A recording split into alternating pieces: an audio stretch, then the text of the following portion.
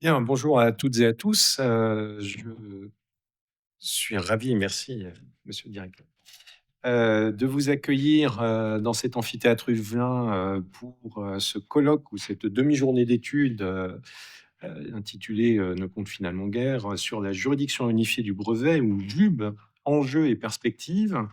Je remercie, tout de suite le directeur scientifique de cette demi-journée d'études, mon collègue et ami Nicolas Bouche, qui siège à mes côtés, qui a eu, l'idée d'organiser, cette demi-journée d'études sur un thème, qui rassemble aujourd'hui un public, présent, et je m'en réjouis parce que, ça me semble être, d'importance et d'envergure que de comprendre ce qu'est cette juridiction unifiée du brevet, ses enjeux et ses perspectives.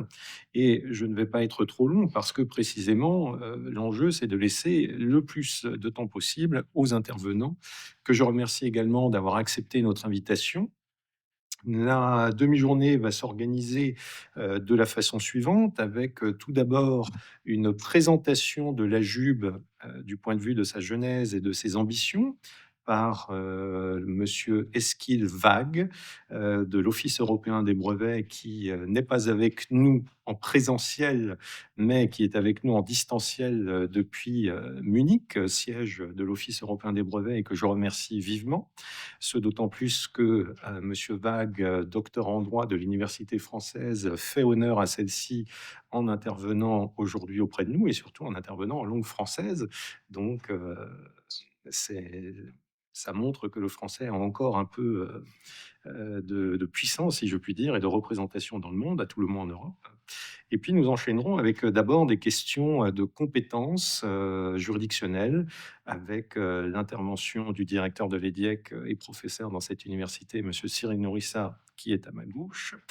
Et ensuite, eh bien, l'articulation de la compétence de la JUB avec celle d'autres juridictions, un sujet, épineux, me semble-t-il, que traitera Nicolas Bouche. Nous avons prévu une période de questions, donc à celles et ceux dans la salle, mais aussi à vous, monsieur Wag, n'hésitez pas à intervenir pour poser des questions à la suite, des interventions de nos 3 orateurs. Et je le dis tout de suite, une pause est prévue à 16 heures. Je vais essayer d'être le gardien du temps, pour qu'à 16 heures nous ayons cette pause, et la les le personnel de l'EDIEC, que je remercie également de l'organisation, madame Lise Barat-Stranieri et monsieur Yacine Chatou, m'ont bien indiqué que la salle était conviée à cette pause. Donc, profitez-en, c'est rare que l'université invite ses intervenants.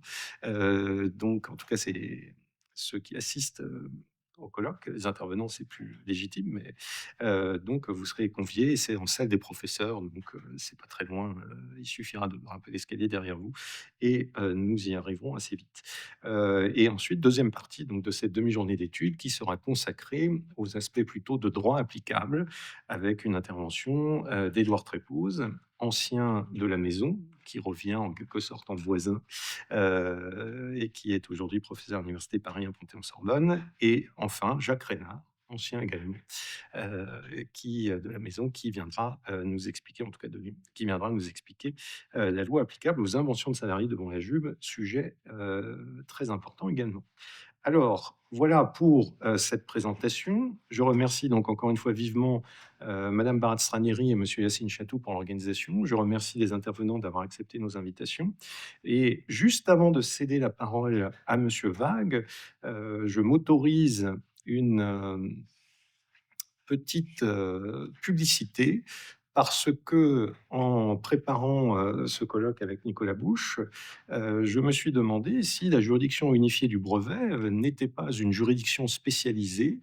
Et c'est en quelque sorte, ce colloque va être en quelque sorte le prélude à un cycle de conférences qui s'ouvrira l'an prochain au sein de cette université Jean Moulin Lyon 3 et de cette faculté de droit, sous l'égide du Centre de recherche en droit international privé, sur précisément les juridictions spécialisées.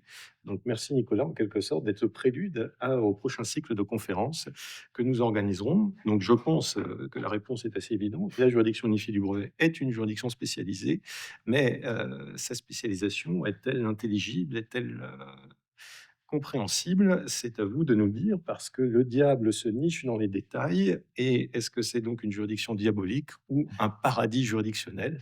Je laisse les intervenants répondre à cette question et je cède aussitôt la parole à Monsieur Vague, que je remercie encore vivement d'avoir accepté d'intervenir aujourd'hui avec nous.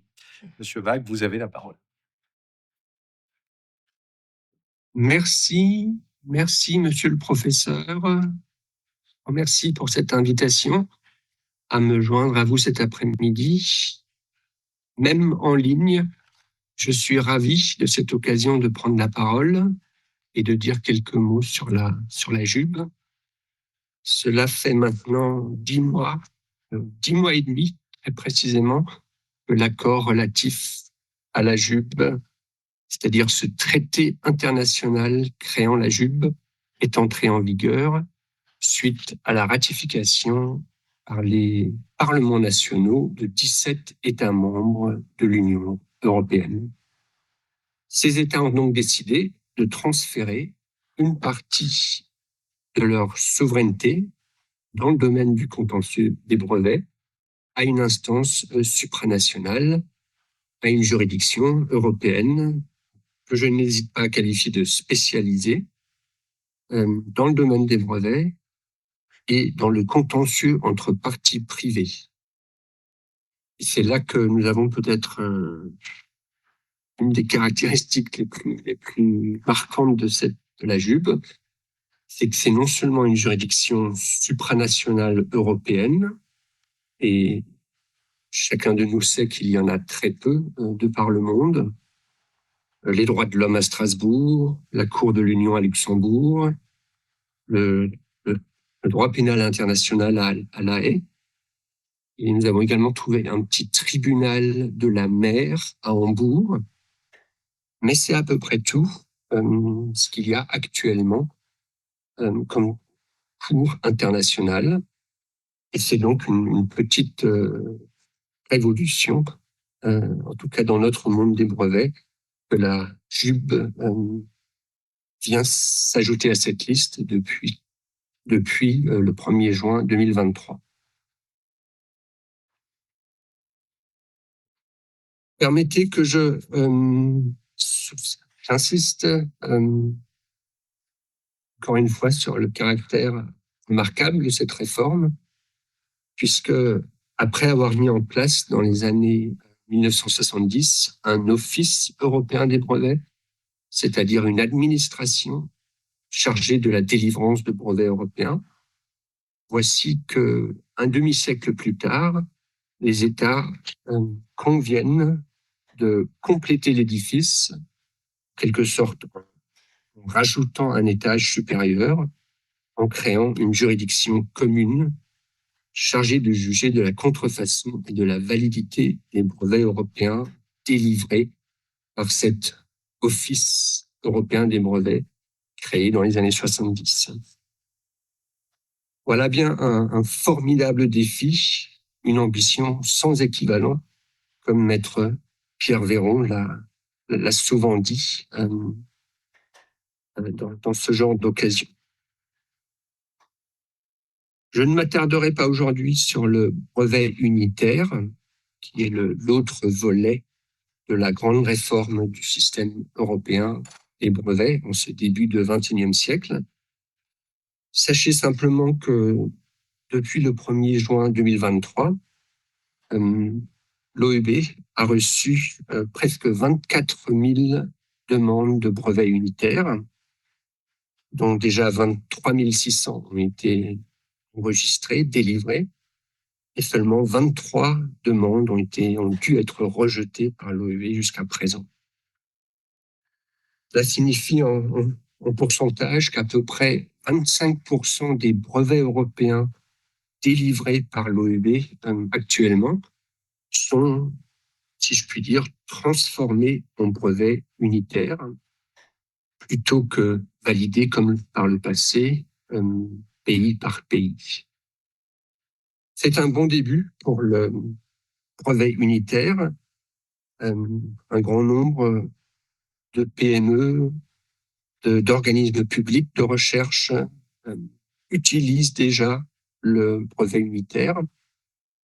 Et c'est plutôt certains grands déposants qui ont déjà des grands portefeuilles brevets qui restent encore un petit peu prudents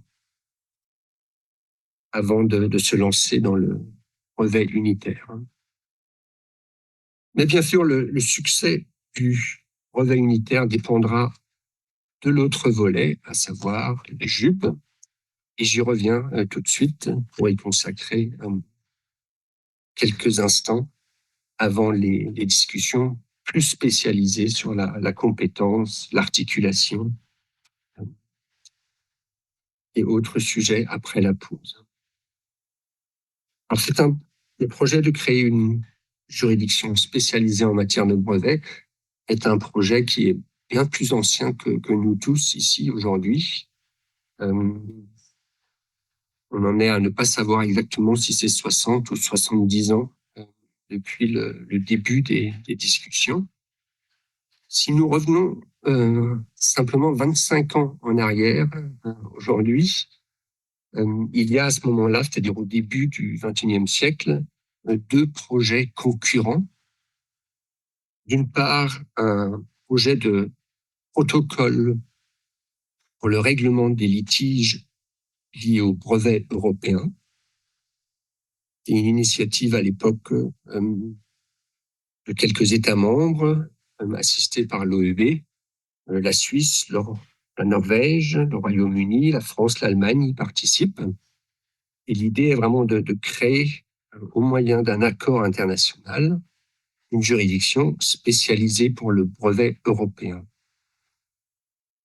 D'autre part, en discussion à ce moment-là, il y a 25 ans, la Commission envisage la création d'un tribunal spécialisé qui serait adjoint au tribunal de première instance de la Cour de justice de l'Union à Luxembourg, avec bien évidemment compétence uniquement pour les États membres de l'Union.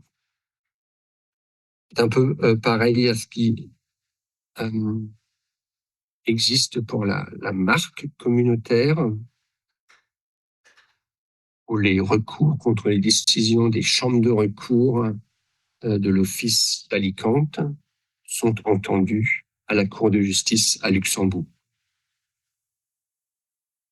Dans ce débat qui va durer plusieurs années, c'est la Cour de justice de l'Union qui va avoir le dernier mot en tranchant la question dans son avis numéro 1 de 2009, dans laquelle la Cour de justice décide que les États membres de l'Union, et seuls les États membres, sans participation d'États tiers, peuvent créer une juridiction qui leur soit commune, à la condition que cette juridiction soit soumise aux mêmes obligations que celles qui incombent aux tribunaux nationaux en vertu du droit de l'Union. Il y a dans cet avis numéro 1 de 2009 un petit clin d'œil en direction de la Cour Benelux des marques, qui est également une juridiction commune aux 3 États du Benelux dans le domaine du contentieux des marques. C'est ce clin d'œil qui va être fort utile pour permettre aux États membres de modifier les projets existants à ce moment-là pour en faire ce qui devient en 2013 l'accord sur la JUB, donc un traité international auquel seuls les États membres peuvent participer. Aucun État tiers ne peut participer à l'accord sur la JUB. Et comme tout traité international, l'accord sur la JUB doit être ratifié par les parlements nationaux des États participants avant de pouvoir entrer en vigueur.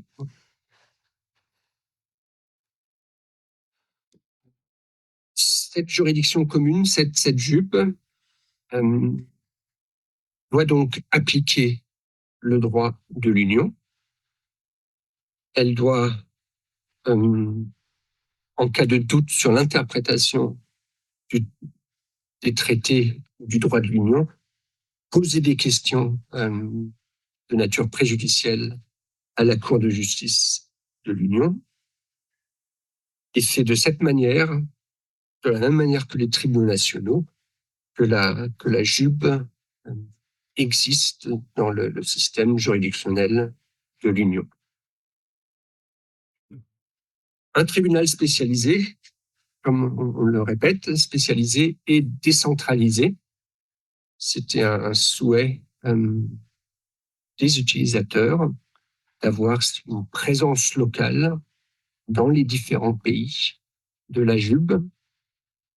Le résultat aujourd'hui, c'est 13 divisions locales dans les différentes capitales des États participants, ainsi qu'une division régionale mise en place conjointement par 3 États. 4 États même, puisque c'est la Suède et les 3 États baltes qui ont créé la première division régionale de la première instance de la JUB.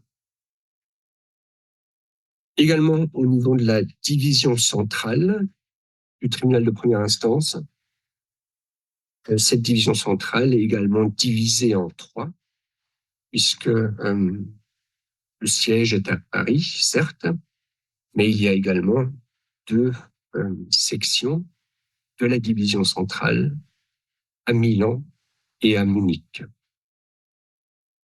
Donc vous avez ce côté décentralisé en première instance, et c'est seulement au niveau de la cour d'appel que la centralisation a lieu, à Luxembourg justement, mais à nouveau dans des bâtiments tout à fait séparés de ceux de la Cour de justice de l'Union européenne, et sans autre lien que les questions préjudicielles déjà évoquées.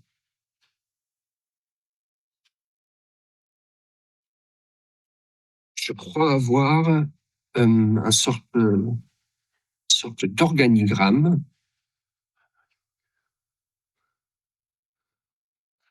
de la JUB que j'essaye de vous faire parvenir et qui permet de visualiser véritablement cette décentralisation en première instance. À gauche, la division centrale divisée en 3. Au milieu, les 13 divisions locales mises en place dans 10 États membres. Ces divisions locales sont de tailles très différentes. Certaines sont toutes petites, si j'ose dire, et ont pour l'instant reçu très peu d'affaires, voire aucune, alors que d'autres divisions locales ont déjà un volume de contentieux assez notable. Tout en bas,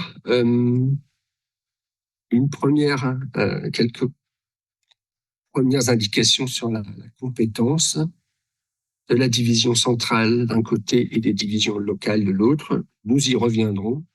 On peut retenir peut-être déjà que la nullité, que ce soit les actions directes en nullité ou les demandes reconventionnelles en nullité, seront très souvent traitées par la division centrale, alors que les divisions locales et régionales, elles, seront compétentes pour la contrefaçon, les mesures provisoires, les injonctions, etc. À préciser en cours d'après-midi, bien sûr, par les intervenants qui me suivront. En haut, en gris, vous voyez la cour d'appel de la JUB à Luxembourg, qui va entendre les appels contre les décisions du tribunal de première instance, à la fois sur les points de droit et sur les questions de fait. En outre, une ligne pointillée qui va vers la Cour de justice de l'Union sur les questions préjudicielles, sur l'interprétation des traités du droit de l'Union dans le domaine des brevets. Comme vous le savez tous, il y a pour l'instant peu de droits matériels des brevets de l'Union. La directive sur les inventions biotechnologiques, la directive sur la mise en œuvre des droits de propriété intellectuelle, les règlements sur les CCP. Voilà le droit de l'Union en matière de brevets actuellement. Et la liste se termine à peu près là. Donc, on peut peut-être pronostiquer qu'il n'y aura pas un grand nombre de questions préjudicielles posées par la JUB à la Cour de justice de l'Union.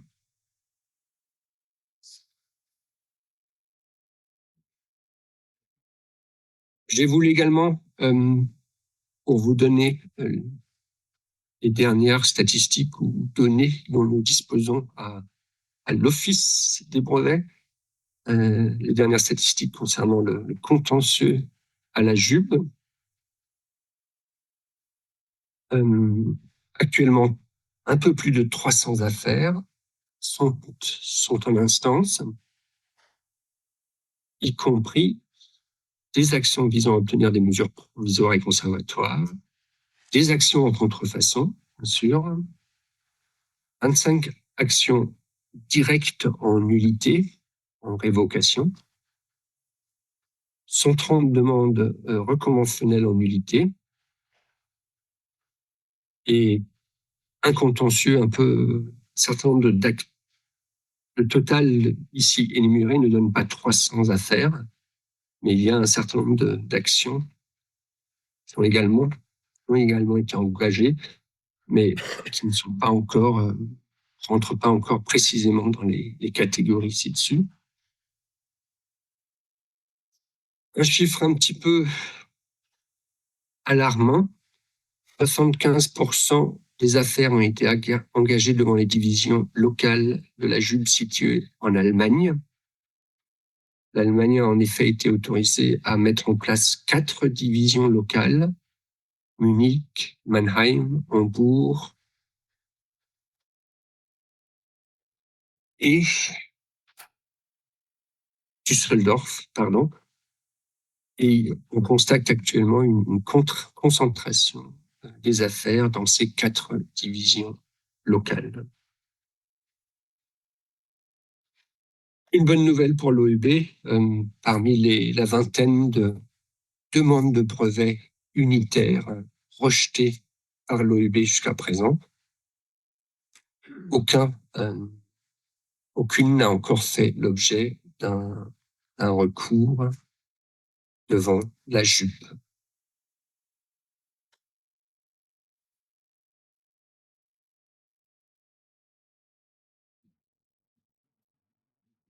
J'en termine avec une carte.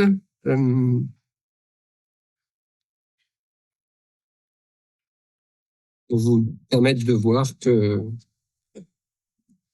le système a démarré au 1er juin 2023 avec 17 États. C'est plutôt bien pour un commencement, quand on songe que, par exemple, l'Office européen des brevets a ouvert ses portes en 1977 avec seulement 7 États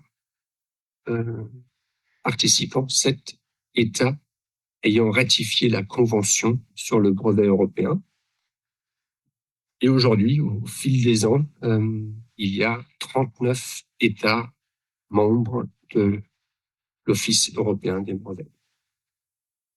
Donc, commencer avec 17 États, c'est pas mal du tout, surtout qu'un certain nombre de grands États participent dès le début, France, Allemagne, Italie, Pays-Bas, des pays qui ont une tradition dans le domaine et qui a permis d'embaucher comme juge de la JUB quasiment tous les juges nationaux experts dans le domaine qui travaillent maintenant à temps partiel ou à temps plein pour la JUB. On ne va pas en rester là, c'est sûr et certain. Le Parlement, par exemple, le Parlement roumain examine ces prochaines semaines le projet de loi de ratification de l'accord sur la JUB. Et si le Parlement décide de ratifier, l'accord sur la JUB pourrait entrer en vigueur pour la Roumanie dans le courant de l'été. C'est moi, je suis ravi d'être de retour. Donc là, je faisais des pronostics, effectivement, sur les États susceptibles de rallier le projet. La Roumanie, peut-être, si le Parlement le veut bien.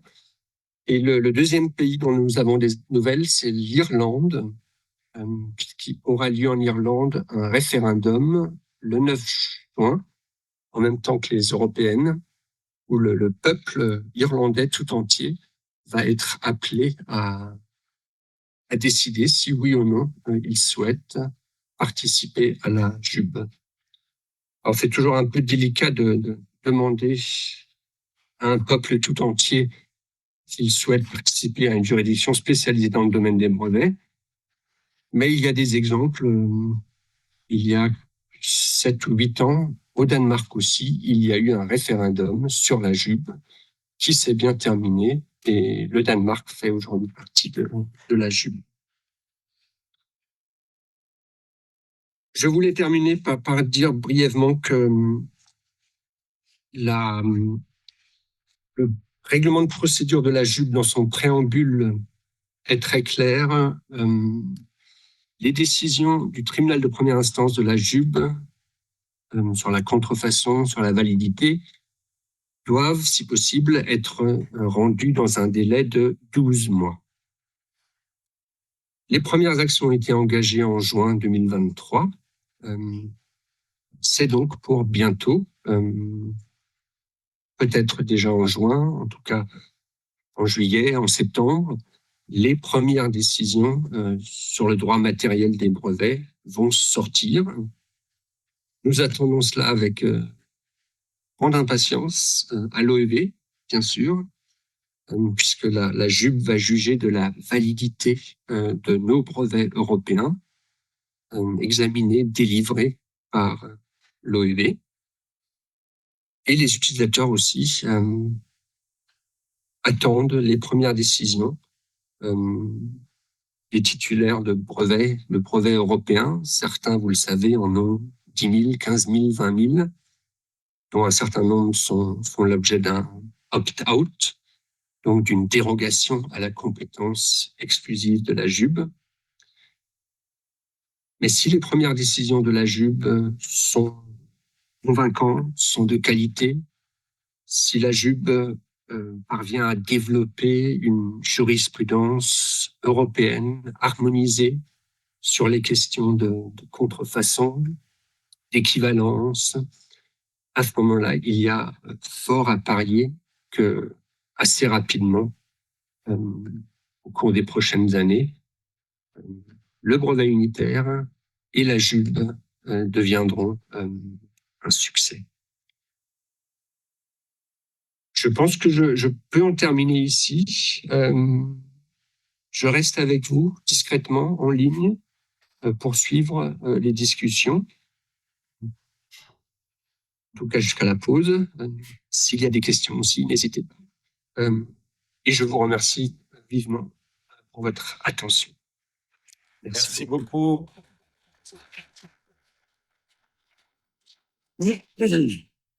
Merci beaucoup, Dr Wag, pour votre présentation qui a permis une mise en contextualisation du sujet et de l'objet de la JUB. Merci également de votre patience dans cette intervention en 2 temps. Ce n'était pas tout à fait prévu. Mais j'observe qu'à Munich, eh bien, on sait tenir les délais puisque vous deviez rendre la parole à 14h45 et il est 14h45 pile. Donc, je rends hommage à cette qualité, à cette ponctualité qui est la vôtre et qui nous permet, malgré les interruptions, de respecter notre timing. Alors, sans désemparer, je vais céder aussitôt la parole à mon collègue et ami, le professeur Cyril Nourissa, également directeur de notre équipe de droit international européen et comparé, pour nous parler de la compétence internationale de la JUB, un titre simple, mais sur un sujet qui me paraît compliqué à voir. Donc Cyril, tu as la parole. Merci beaucoup, mon directeur, mon président de séance. Alors, tout à l'heure, Jérémy disait que la journée allait peut-être être celle de l'évocation d'un paradis. Moi, je peux vous dire que ça a été un enfer pour préparer la séance. Alors, je vais être un petit peu nuancer mon propos, c'est peut-être plutôt un purgatoire. Et je remercie, enfin je suis pas sûr de le remercier, Nicolas, de m'avoir confié le sujet qui est celui donc de la compétence internationale de cette juridiction unifiée du brevet, précisant immédiatement que je suis un petit peu dans le rôle du candide, parce que dans cette table ronde, il y a d'éminents spécialistes du brevet, ce que je ne suis pas.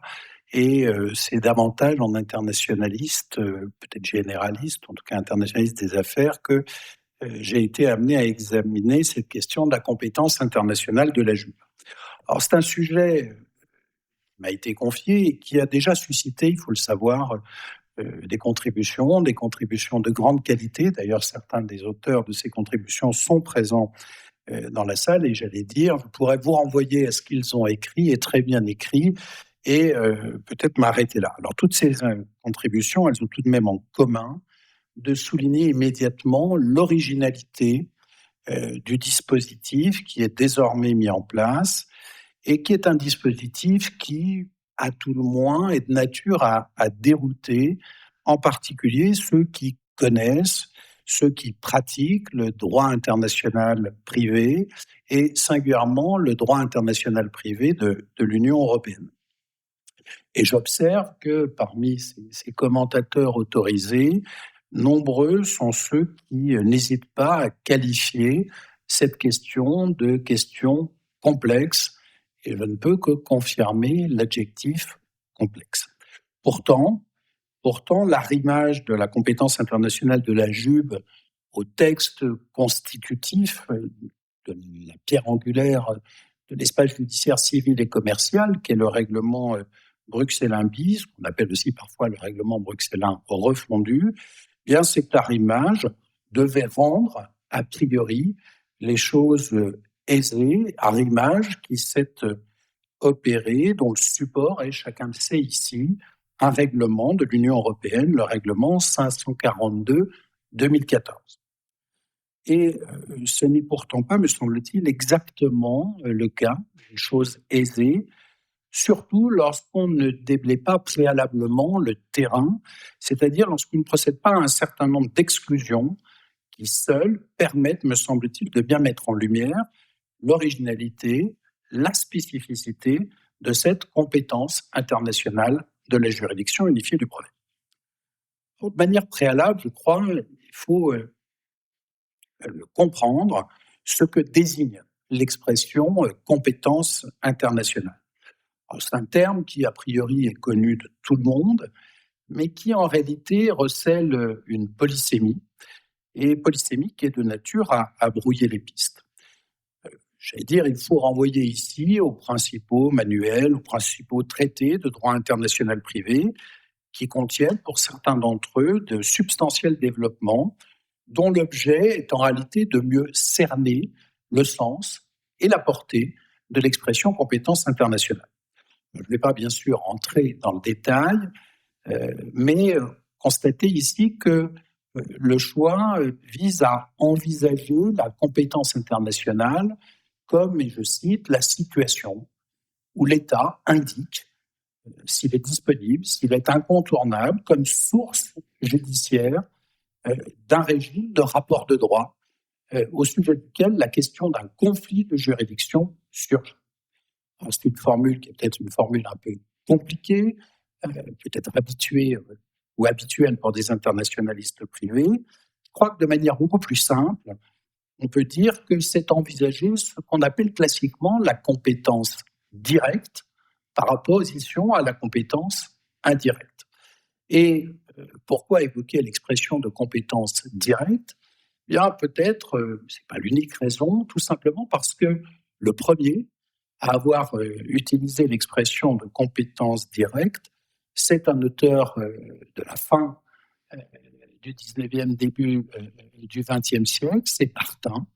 Et chacun sait, ou ne sait pas, que Barthin a été dans ses murs, pas exactement dans ses murs, parce que les amphis ont un petit peu changé depuis 1907, mais Barthin a été professeur de droit international privé à Lyon. Et lorsqu'il écrit son article de référence sur la compétence internationale, compétence directe, il est effectivement professeur de droit international privé à Lyon, ce qui est l'occasion de faire passer le message qu'à Lyon, effectivement, il y a une vieille tradition d'internationalistes privés, même si, comme d'autres, et suivez mon regard, Barthin a cédé aux sirènes parisiennes après avoir usé, j'allais dire, les fonds de sa toge sur les chaires lyonnaises. Alors, il peut paraître surprenant de se référer à l'État dans l'hypothèse de la JUB, même si ce qui est en jeu, en dernière analyse, c'est bien la compétence internationale d'une juridiction ou de juridictions qui sont communes et qui sont communes à plusieurs États membres. Et donc, peut-être convient-il, comme d'autres, de parler de compétences extraterritoriales pour souligner le caractère manifestement hybride du système qui a été mis en place. Mais ce que je voudrais surtout préciser, c'est que certaines questions qui ont traditionnellement à voir avec la compétence internationale vont être laissées de côté dans la suite de mon propos. En d'autres termes, ici, envisager la compétence internationale de la JUB, ça n'est pas évoquer en détail la période transitoire que nous vivons actuellement, ça n'est pas évoquer la compétence matérielle de la juridiction commune, ou encore les règles de répartition interne à la JUB, non plus, bien évidemment, que les règles en matière de reconnaissance et d'exécution, ce qu'on appelle classiquement la compétence indirecte. Tout simplement parce que l'intitulé de la contribution qui m'a été confiée vise à l'écarter. Sur la période transitoire, tout de même, quelques mots. Quelques mots sur la période transitoire. L'accord sur la JUB instaure donc une période transitoire de 7 ans, à partir de la date de son entrée en vigueur, ça a été rappelé tout à l'heure, période durant laquelle une action en contrefaçon ou en nullité d'un brevet européen sans effet unitaire pourra donc encore être portée devant les juridictions nationales compétentes. La situation, c'est une situation qu'on connaît classiquement en droit international privé, qui est une situation de compétence concurrente, ce qui est susceptible de poser des questions de connexité, de poser des questions de litispendance, et bien sûr, sur ce point, j'y reviendrai. Mais aussi des questions de droit applicable, d'autant que le texte ne brille pas nécessairement, totalement, par sa clarté. Et on peut peut-être souhaiter que cette période transitoire ne soit pas prolongée, puisqu'elle peut l'être, rappelons-le, une fois pour une durée maximum de 7 ans. Je crois qu'ici, comme dans d'autres domaines, 14 ans, ça suffit. Sur la compétence matérielle, mais aussi sur ce qu'on appelle la répartition interne à la JUB, quelques mots, non sans vous inviter à lire une synthèse parfaitement brillante et limpide qui a été opérée par Édouard ici présent dans un article de référence publié au mois d'octobre dernier. La JUB n'a de compétences qu'à l'égard des brevets européens, des certificats complémentaires de protection, des brevets unitaires. Et cette compétence, elle est limitée à 9 actions qui sont énumérées par l'article 32 de l'accord JUB, l'action de contrefaçon, l'action en nullité notamment. Je ne vais pas ici discuter la formule qui est utilisée par l'article 32, qui parle de compétences exclusives à propos de ces actions, du moins après l'écoulement de cette fameuse période transitoire que j'ai mentionnée il y a quelques instants. De même, l'article 33, qui tire conséquence de la composition de la JUB, il vient de vous être présentées, division centrale, division locale, division régionale. Tout ceci permet de répartir le ou les contentieux entre cette division centrale, ces divisions locales ou régionales. Mais, je crois qu'il faut le comprendre, cette question est une question seconde. C'est une question seconde puisqu'elle ne se pose qu'une fois établie la compétence internationale de la JUP, ce qui est le sujet qui m'a été confié. Alors j'insiste, car il faut, à mon sens, bien distinguer les règles qui permettent d'établir la compétence internationale de la JUP et les règles de répartition interne des affaires entre les différentes divisions du tribunal de première instance. Ces questions qui, elles, sont contenues expressément dans l'accord JUP. Bien sûr, ces règles de répartition, elles ressemblent assez furieusement à des règles de compétence internationale, et d'ailleurs, on peut dire qu'elles s'en inspirent. Mais, je le répète, elles ne s'appliquent ou elles ne s'envisagent qu'une fois la compétence internationale de la JUP établie. Et ce que je viens de dire, je vous renvoie tout simplement au considérant 5 du fameux règlement de 2014 qui dit très exactement ce que je viens de vous présenter. Alors, si j'en viens très précisément et fort logiquement à limiter mon propos à la disposition pertinente, eh bien la disposition pertinente, c'est l'article 31 de l'accord JUP, article qui est intitulé, ça tombe bien, compétences internationales. Alors cet article mérite d'être appelé in extenso, d'autant qu'il est en réalité extrêmement bref, ce qui me permettra d'essayer de respecter mon temps de parole. Je le cite, la compétence internationale de la juridiction est établie conformément au règlement UE 1215-2012 ou, le cas échéant, sur la base de la Convention concernant la compétence judiciaire, la reconnaissance et l'exécution des décisions en matière civile et commerciale, ouvrez la parenthèse, Convention de Lugano. Dit autrement, la compétence internationale procédant de l'article 31, c'est exactement ce que je viens de dire. Ces quelques lignes, assez rapides, sont en réalité très riches et probablement plus riches que si le rédacteur de l'accord avait fait le choix d'édicter in situ, c'est-à-dire dans l'accord, les chefs de compétences internationales de la JUP. On est en présence de ce que j'appellerais une sorte de compétence internationale par renvoi, si j'utilise un vocabulaire d'internationaliste, ou une sorte de compétence internationale par référence, si j'utilise un vocabulaire qui est plus familier des arbitragistes. Et cette compétence par renvoi ou par référence, elle appelle en réalité diverses observations, qui sont des observations de nature différente, mais qu'il convient d'essayer d'ordonner, et je vais le faire selon, ça ne vous surprendra pas, une approche plutôt classique. Des observations de forme et des observations de fond. Même si je crois ici que le distinguo qui est opéré pour des conditions, je vais dire, ou des raisons de nature strictement pédagogique, et à ce distinguo conduit peut-être à gommer un peu trop le fait, qui me semble acquis, que les secondes, les conditions de fond, ont en réalité commandé les premières, les conditions de fond. Alors, quelques mots tout d'abord sur la forme. La compétence internationale de la JUP, je viens de le dire, elle est déterminée par application du règlement du 12 décembre 2012, le règlement 1215-2012, dit règlement Bruxelles bis, tel qu'il a été amendé par le règlement 542-2014 pour tenir compte de cette juridiction nouvelle, de cette juridiction commune aux États.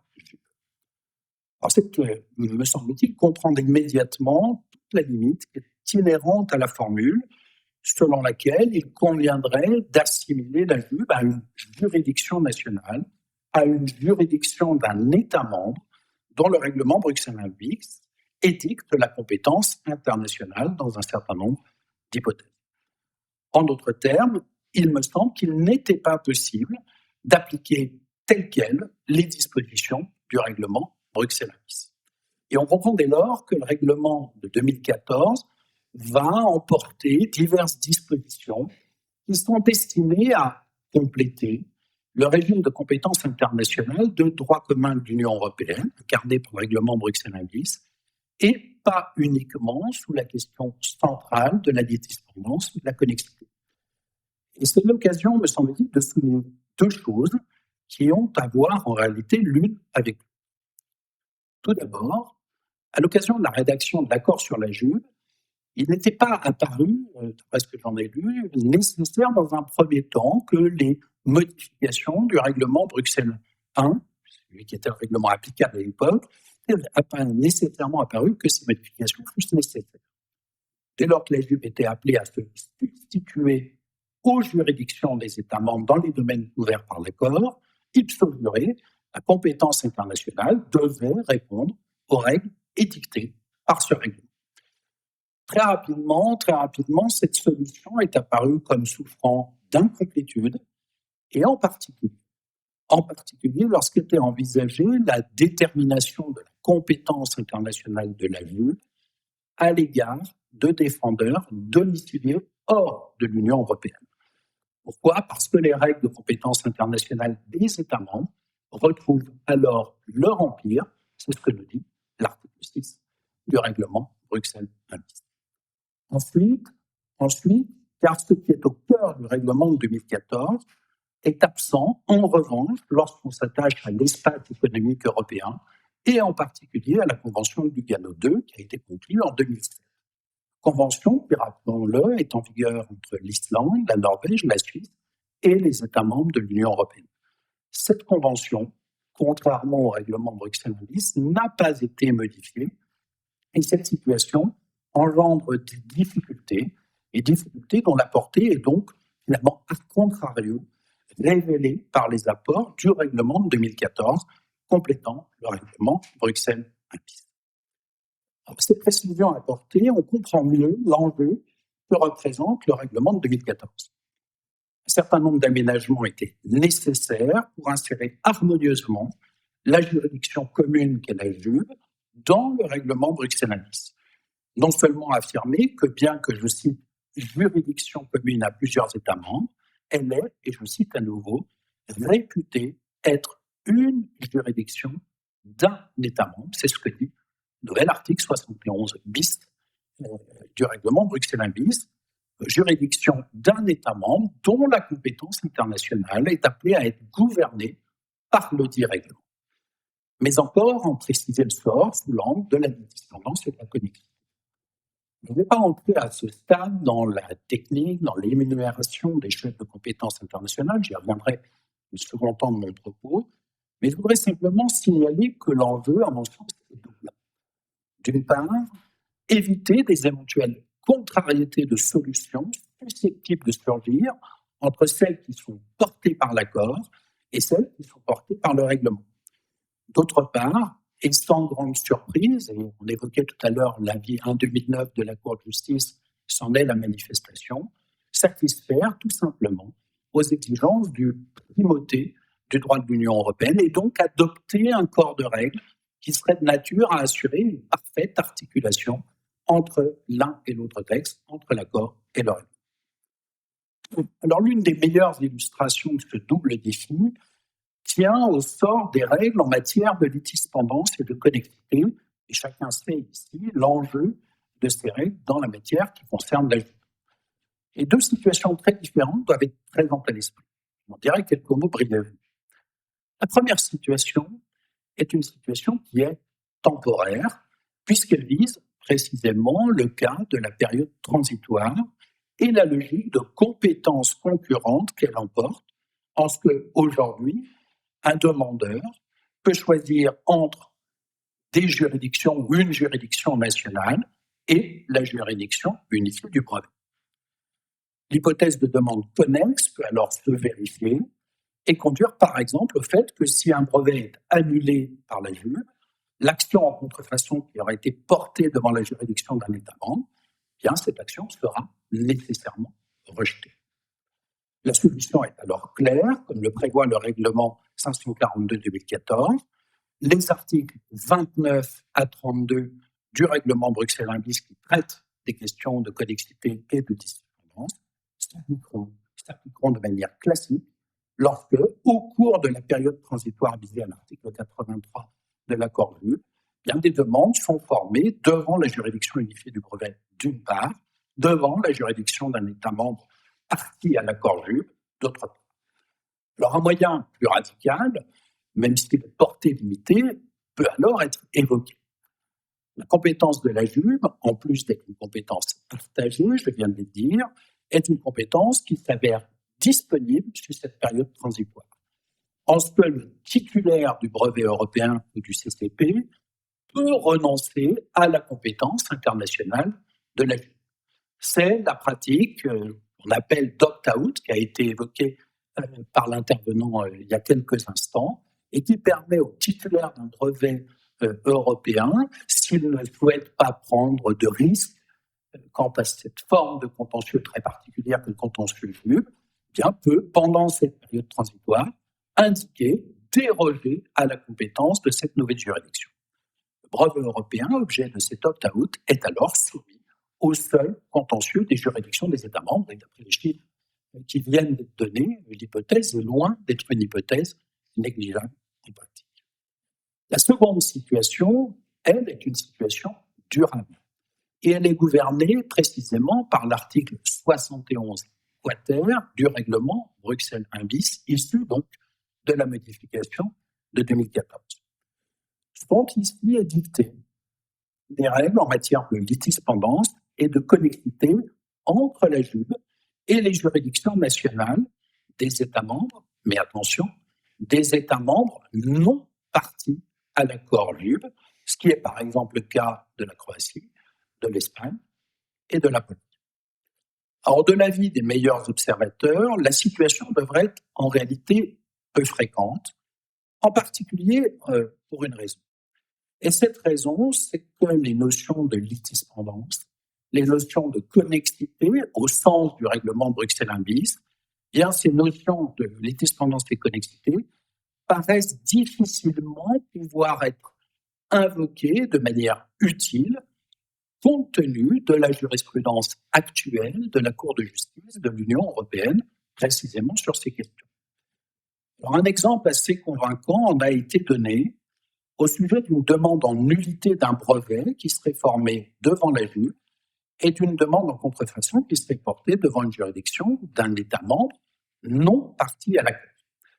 Et ici, c'est invité à tirer des leçons d'un arrêt que je pense que tout le monde connaît, l'arrêt Roche-Lederland de 2006, avec le constat que les demandes ne pourraient pas ou ne devraient pas être effectivement qualifiées de connexes, car elles ne concernent pas en réalité le même brevet. La demande devant la JUB ne peut conduire qu'à l'annulation du brevet, mais pour les territoires, le territoire des États qui participent à l'accord, et pas pour les territoires de l'État membre non parti à l'accord. D'où la conséquence d'une persistance dans le temps, d'un cumul d'actions, et ce, à mon avis, pour un temps non négligeable. Ce qui m'amène à aborder maintenant, dans un second temps, les questions proprement dites de compétences internationales telles que découlant du règlement. Alors, c'est l'article 71 ter du règlement Bruxelles 1 bis qui va énoncer les différentes règles qui permettent d'établir la compétence internationale de la vie. Cet article 71 ter prévoit tout d'abord un chef de compétence générale selon lequel la compétence de la JUB est établie lorsque, en vertu du règlement, les juridictions d'un État membre parti à l'accord JUB seraient compétentes dans une des matières qui est régie par lui. Dit autrement, si en application des règles ordinaires de compétence du règlement Bruxelles 1 bis, les juridictions françaises sont compétentes pour connaître, par exemple, une action en nullité d'un brevet, alors la JUB sera automatiquement compétente. Force est de constater que toutes les règles de compétence directe du règlement Bruxelles 1 bis sont susceptibles de désigner cette compétence internationale de la JUB. Bien sûr, et avant tout, le domicile du défendeur, la règle de droit commun prévue par l'article 4. Son extension avec les co-défendeurs, l'article 8.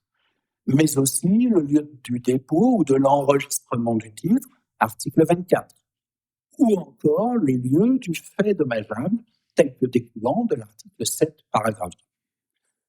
Il en va aussi de même, et on a vu que la Juve était largement saisie de ces questions d'ores et déjà, il en va de même pour ce qui concerne les demandes de mesures provisoires, de mesures conservatoires qui sont gouvernées par l'article 35 du règlement Bruxelles-Bis. Demeurent peut-être quelques interrogations, c'est les interrogations liées à la compétence en matière contractuelle, l'article 7, paragraphe 1, interrogation qui tient au constat de la lettre du traité VUB, l'accord VUB, et qui prévoit une compétence matérielle limitée de la VUB en matière contractuelle. Il y a peut-être là quelque chose qui pourra alimenter la discussion. De même, discuté avec Nicolas tout à l'heure, c'est la question de la compétence élue, c'est-à-dire de la place d'une compétence internationale qui serait établie en raison d'une clause d'élection de fort, au profit de la Juve. Alors, cette pleine extension du dispositif Bruxelles-Bis à la Juve prendra, n'en doutons pas, toute sa signification en fin de période transitoire.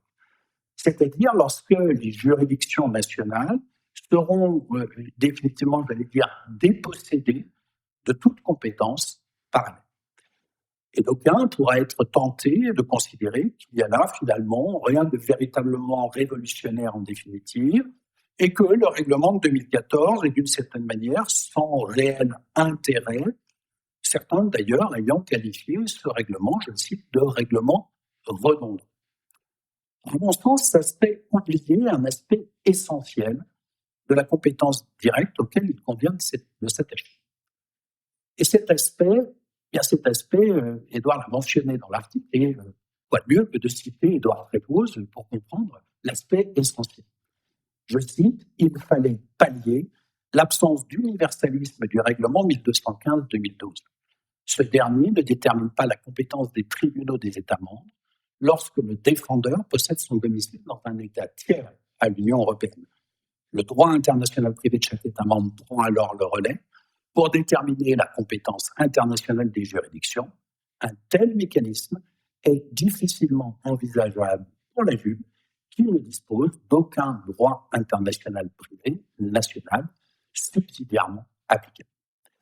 Il a donc été nécessaire d'universaliser, c'est son expression, les règles de compétence directe du règlement Bruxelles-Bis, allant jusqu'à la consécration d'une compétence internationale extraterritoriale, et c'est l'expression de Pierre Weber. Les trois situations très différentes sont, me semble-t-il, à envisager successivement en matière de compétences internationales de la Juve. Et toutes ces situations sont en réalité fonction de la prise en considération du lieu, du domicile du défendeur. Défendeur ayant un domicile dans un État membre partie à l'accord VUB, défendeur ayant un domicile dans un État membre non partie à l'accord VUB, et enfin, défendeur ayant un domicile dans un État tiers à l'Union européenne. Alors, je vais rapidement envisager ces trois hypothèses. Première hypothèse, c'est le défendeur ayant un domicile dans un État membre partie à l'accord VUB. Je vais dire pas d'observation particulière, chacun va retrouver les charmes plus ou moins relatifs du règlement Bruxelles-Bis. Ce qui comptera, ce sera le chef de compétence qui est mis en œuvre. En particulier, si celui-ci est précisément l'article 4, la règle du droit commun, compétence du tribunal, du domicile, du défendeur. La compétence est alors pleine, si l'on peut dire, et cela devrait conduire à effectivement une compétence extraterritoriale de la Juve, au moins sur un plan théorique. Deuxième hypothèse, c'est l'hypothèse du défendeur qui a son domicile dans un État membre non partie à l'accord VUB.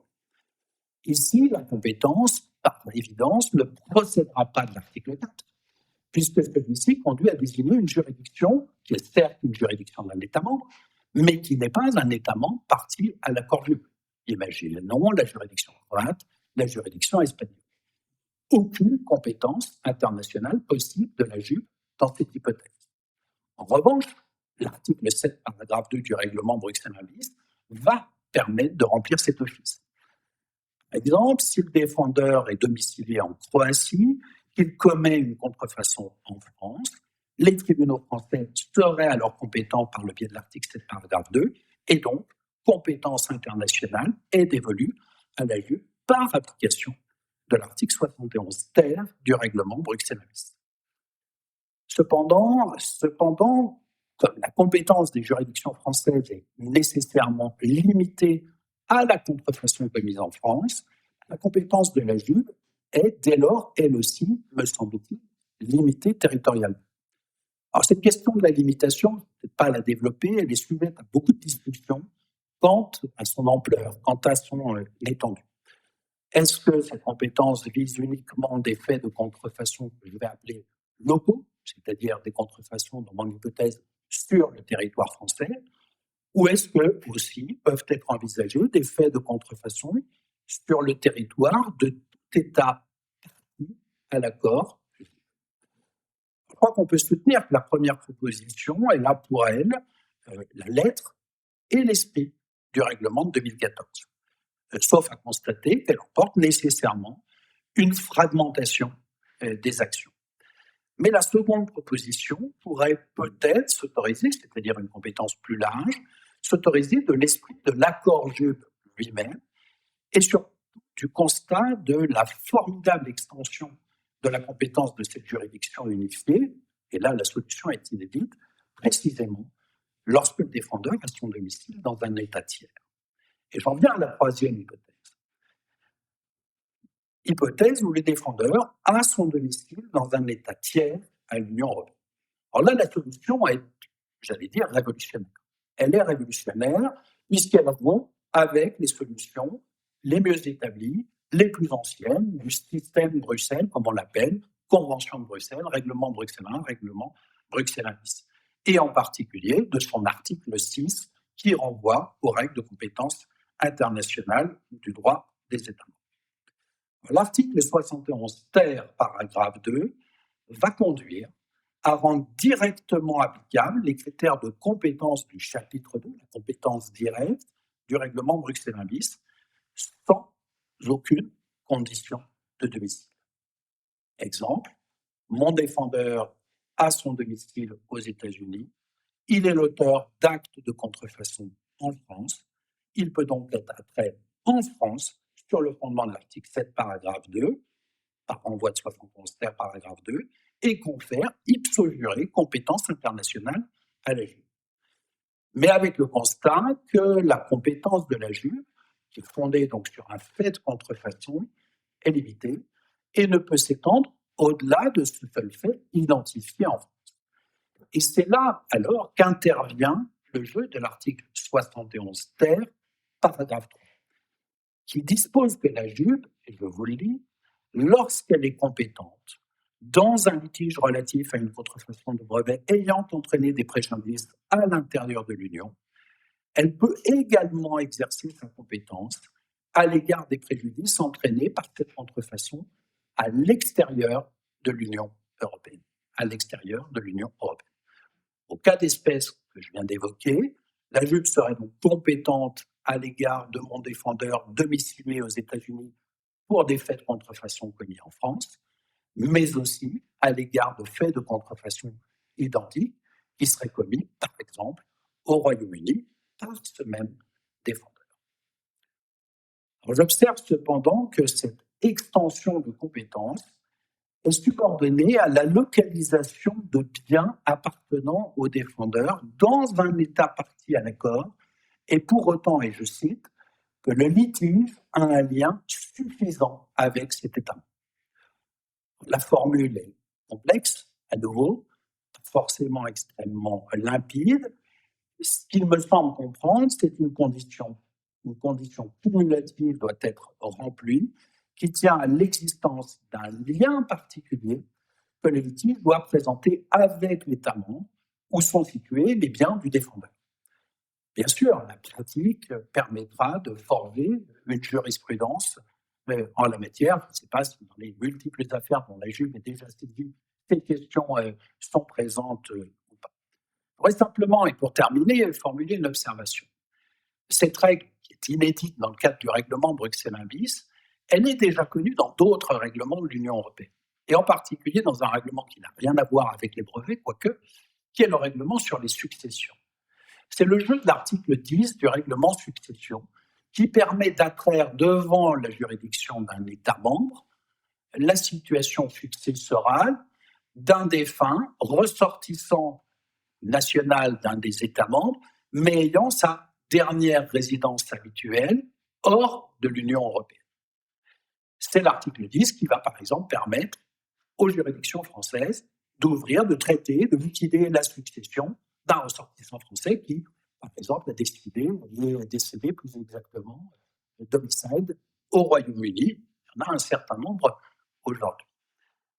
La mise en œuvre de cet article 10 fait référence à l'existence de biens de l'intéressé sur le territoire d'un État. Et là, la Cour de justice s'est exprimée, la Cour de cassation s'est exprimée. C'est un arrêt du 7 avril 2022, l'affaire C645-20, VAZA, qui a donné lieu ensuite, puisque c'est une question préjudicielle posée par la Cour de cassation française, à un arrêt du 21 septembre 2022. La Cour de justice approuve la Cour de cassation, et la Cour de cassation, bien sûr, fait droit à ces éléments-là, approuve le juge français de s'être déclaré compétent en raison d'actifs successoraux de mon français domicilié au Royaume-Uni, présents en France. Or, qu'est-ce qu'étaient ces actifs successoraux? Quels étaient les biens concernés? Une part de SCI démembrée. Une seule part de SCI démembrée suffit à fonder la compétence du juge. Alors, ce qui est intéressant dans l'affaire, c'est que, bien évidemment, les plaideurs, et notamment l'avocat général, avaient dit oui, peut-être, mais il faut quand même une certaine consistance de ces biens. Et il a pris notamment l'exemple du droit italien qui connaît cette exigence de consistance. On voit que la Cour de justice, certainement animée par l'interprétation téléologique, balaye cette exigence de la consistance des biens et se satisfait d'une part de sociétés civiles immobilières démembrées pour dire que le juge français est compétent. Est-ce que ce qui a été dit pour les successions vaudra pour la compétence internationale avec un défendeur hors Union? Je ne sais pas. Alors, ça m'amène à conclure, et dans les 2 minutes qui me restent, un petit peu plus, un peu moins même, la complexité, non mais j'essaie toujours, plus. De toute façon, la complexité, elle est effectivement au rendez-vous, elle laisse augurer, à mon avis, de belles discussions sur la compétence internationale, sur son interaction avec les règles de répartition interne des affaires entre les différentes divisions. Je crois que c'est là simplement une des clés de toute définition des futures stratégies procédurales, et en particulier de la stratégie d'opt-out. On a déjà quelques éléments qui nous ont été donnés, sachant qu'en dernière analyse, c'est bien sûr la Cour de justice de l'Union européenne, comme elle sait si bien le faire, qui va pimenter tout cela par des interprétations téléologiques ou non. Et les chiffres qui nous ont été donnés montrent que ces questions sont effectivement déjà présentes, avec d'ailleurs cette stratégie de ruer vers l'Allemagne, mais quand je tourne auprès des spécialistes, il y a certainement des raisons et des bonnes raisons qui ont conduit à cette situation-là. Ou de quoi alimenter certainement des commentaires. Mais je voudrais, pour terminer, à titre plus général, formuler une observation. C'est le fait que l'entrée en vigueur de la Juve se présente pour les internationalistes privatistes européanistes, bien extrêmement long à dire, comme un formidable laboratoire de l'universalisation du règlement Bruxelles 1 bis. Formidable laboratoire qui est essentiel. Pourquoi? Parce qu'on sait aujourd'hui que 2025 va ouvrir la période de refonte de la refonte et l'élaboration d'un futur règlement Bruxelles 1 ter. Et donc, il est clair que cette question de l'universalisation, qui avait déjà été au cœur de l'élaboration du règlement Bruxelles 1 bis, pourrait écarter, sauf dans 2 hypothèses, les litiges de consommation et les clauses aiguës clause attributive de juridiction, bien cette question de l'universalisation, elle va rebondir à la faveur de l'entrée en application et en vigueur de la juridiction unifiée du brevet.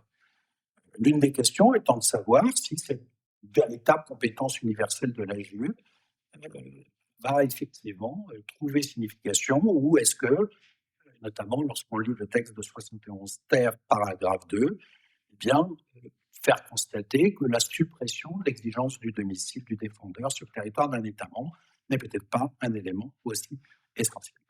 Dès lors, je crois que, spécialiste ou non, est donc appelé à s'intéresser à cette entrée en vigueur de la JUE, et c'est témoigner, me semble-t-il, de l'attrait bien réel de la manifestation qui nous réunit, et grâce en soit rendue à ce promoteur. Je vous remercie.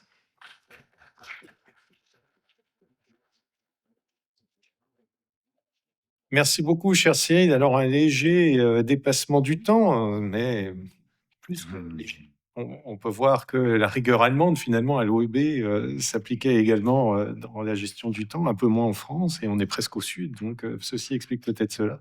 Mais quoi qu'il en soit, merci de cette présentation très claire. Je le disais en introduction, sujet ou intitulé simple, sujet compliqué. Je crois que tu l'as bien montré. Jusqu'aux 2 tiers de ton intervention, je crois que tout le monde était à peu près satisfait et comprenait que les choses allaient bon train et que ce n'était pas si compliqué.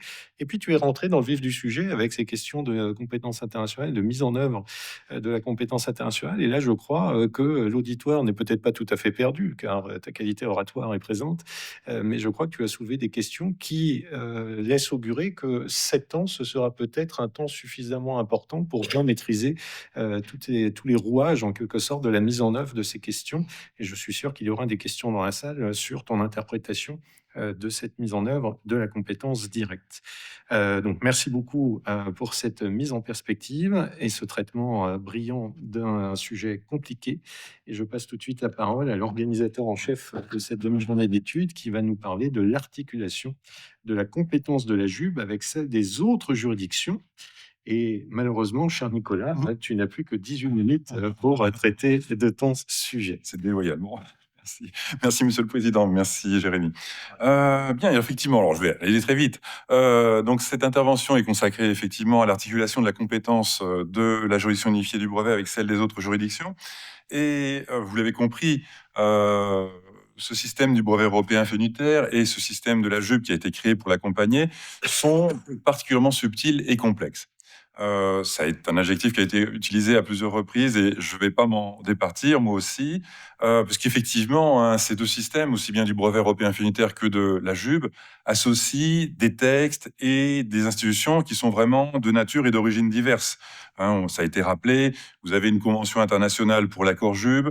La JUB est un système juridictionnel, vous l'avez compris, hein, qui associe un tribunal de première instance, une cour d'appel, un greffe, 2 règlements de l'Union européenne consacrés au brevet européen unitaire ont été adoptés à l'issue d'une procédure de coopération renforcée qui ne lie donc pas tous les États membres de l'Union européenne, mais seulement les États membres participants. La CBE est aussi une composante du système, une autre convention internationale d'une origine encore étrangère, puisque c'est une organisation régionale, l'OEB, l'Organisation européenne des brevets, qui est bien distincte de l'Union européenne. Et pour finir le tableau, on a un brevet européen, effet unitaire, qui est littéralement un brevet européen avant d'obtenir un effet unitaire. Donc, on comprend aisément qu'une telle complexité induit nécessairement de nombreux points d'articulation entre les textes, les institutions et les systèmes, à la fois juridictionnels et administratifs, qui sont ainsi impliqués. Et cette multitude des points d'articulation, je vais essayer d'avancer. Voilà. Cette multitude des points d'articulation et leur caractère complexe et crucial apparaît notamment sur cette question de l'articulation de la compétence de la juridiction unifiée du brevet avec celle des autres juridictions. Si l'on cherche à identifier les points d'articulation de cette compétence respective de la JUB et des autres juridictions, on peut, à mon avis, je ne vais peut-être pas tous repérer, mais on peut au moins noter 6 points d'articulation. 3 points d'articulation ont en commun de dépendre de la volonté d'une personne. C'est pourquoi je les ai qualifiés de points d'articulation volontaire. En effet, l'articulation de la compétence de la JUB par rapport aux juridictions nationales des États membres participants dépend en premier lieu du processus de ratification de l'accord JUB par les États membres participants, et vous l'avez vu, un processus de ratification qui est encore en cours. En second lieu, ça dépend aussi, cette articulation se réalise aussi via l'opt-out, ou même on pourrait dire les opt-out, puisque finalement il y en a plusieurs, il y en a 2 qui sont prévus à l'article 83 de l'accord JUB. Et c'est effectivement, comme ça vous a déjà été expliqué, c'est cette possibilité qu'ont les titulaires de brevets européens d'exclure la compétence exclusive de la JUB au profit de celle des seules juridictions nationales. Enfin, en troisième lieu, l'articulation, elle dépendra toujours des choix stratégiques du titulaire qui aura peut-être, ce sera une option, peut-être cumulé pour une même invention la protection du brevet national à la protection d'un brevet européen ou d'un brevet européen effet unitaire.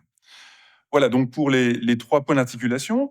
Ensuite, volontaire. Ensuite, 3 autres points d'articulation ont en commun cette fois-ci de dépendre des textes. C'est pour ça que je les ai qualifiés de points d'articulation textuelle. Eux ils ont aussi en commun d'être permanents, d'avoir vocation à s'appliquer dès aujourd'hui et concurremment donc aux points d'articulation volontaires qui eux sont plutôt temporaires, sauf pour les choix stratégiques du titulaire, j'y reviendrai, et encore après la disparition de ces derniers.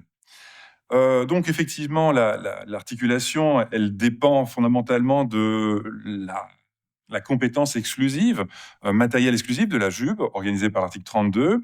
En second lieu, cette articulation, elle dépend encore des règles du règlement Bruxelles 1 bis. Ça a été déjà effectivement évoqué, et en particulier l'article 71 quater.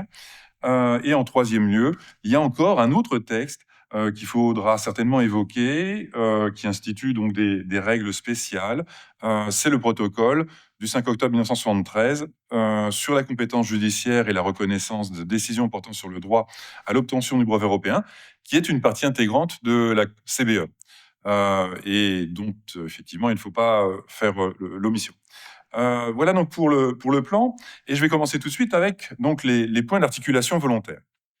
Sur le premier de ces points d'articulation volontaire, vous l'avez compris, c'est tout simplement, ça n'est rien d'autre que le processus de ratification de l'accord JUB, qui dépend entièrement de la volonté des États membres participants.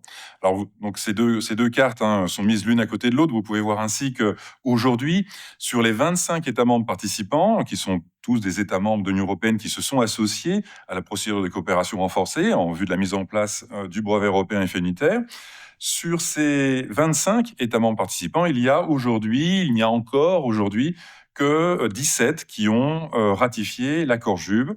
Et pour ces États membres participants de l'Union européenne et aussi participant à la procédure de coopération renforcée et qui ont ratifié l'accord JUB, cet accord JUB est entré en vigueur donc le 1er juin 2023.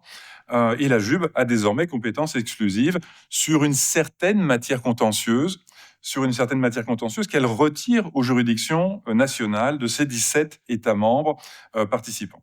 Donc c'est ainsi, par exemple, que les juges français doivent tenir compte de cette compétence exclusive de la JUB sur une certaine partie de la matière contentieuse. Mais inversement, il y a encore 8 autres États membres participants qui n'ont pas ratifié l'accord JUB. Alors la Pologne, c'est un cas tout à fait particulier parce qu'il s'agit d'un État membre participant à la procédure de coopération renforcée, mais qui n'a même pas signé l'accord JUB. Donc, néanmoins, il ne lui est pas interdit de ratifier. C'est ce que d'ailleurs la juridiction unifiée elle-même sur son site rappelle, que ça ne lui interdit pas d'adhérer à tout moment. Les 7 autres États membres participants, donc l'Irlande, la Tchéquie, la Slovaquie, la Hongrie, la Roumanie, la Grèce et Chypre en ce moment, ont signé l'accord JUB, mais n'ont pas encore réalisé la ratification, qu'ils peuvent aussi ratifier à tout moment.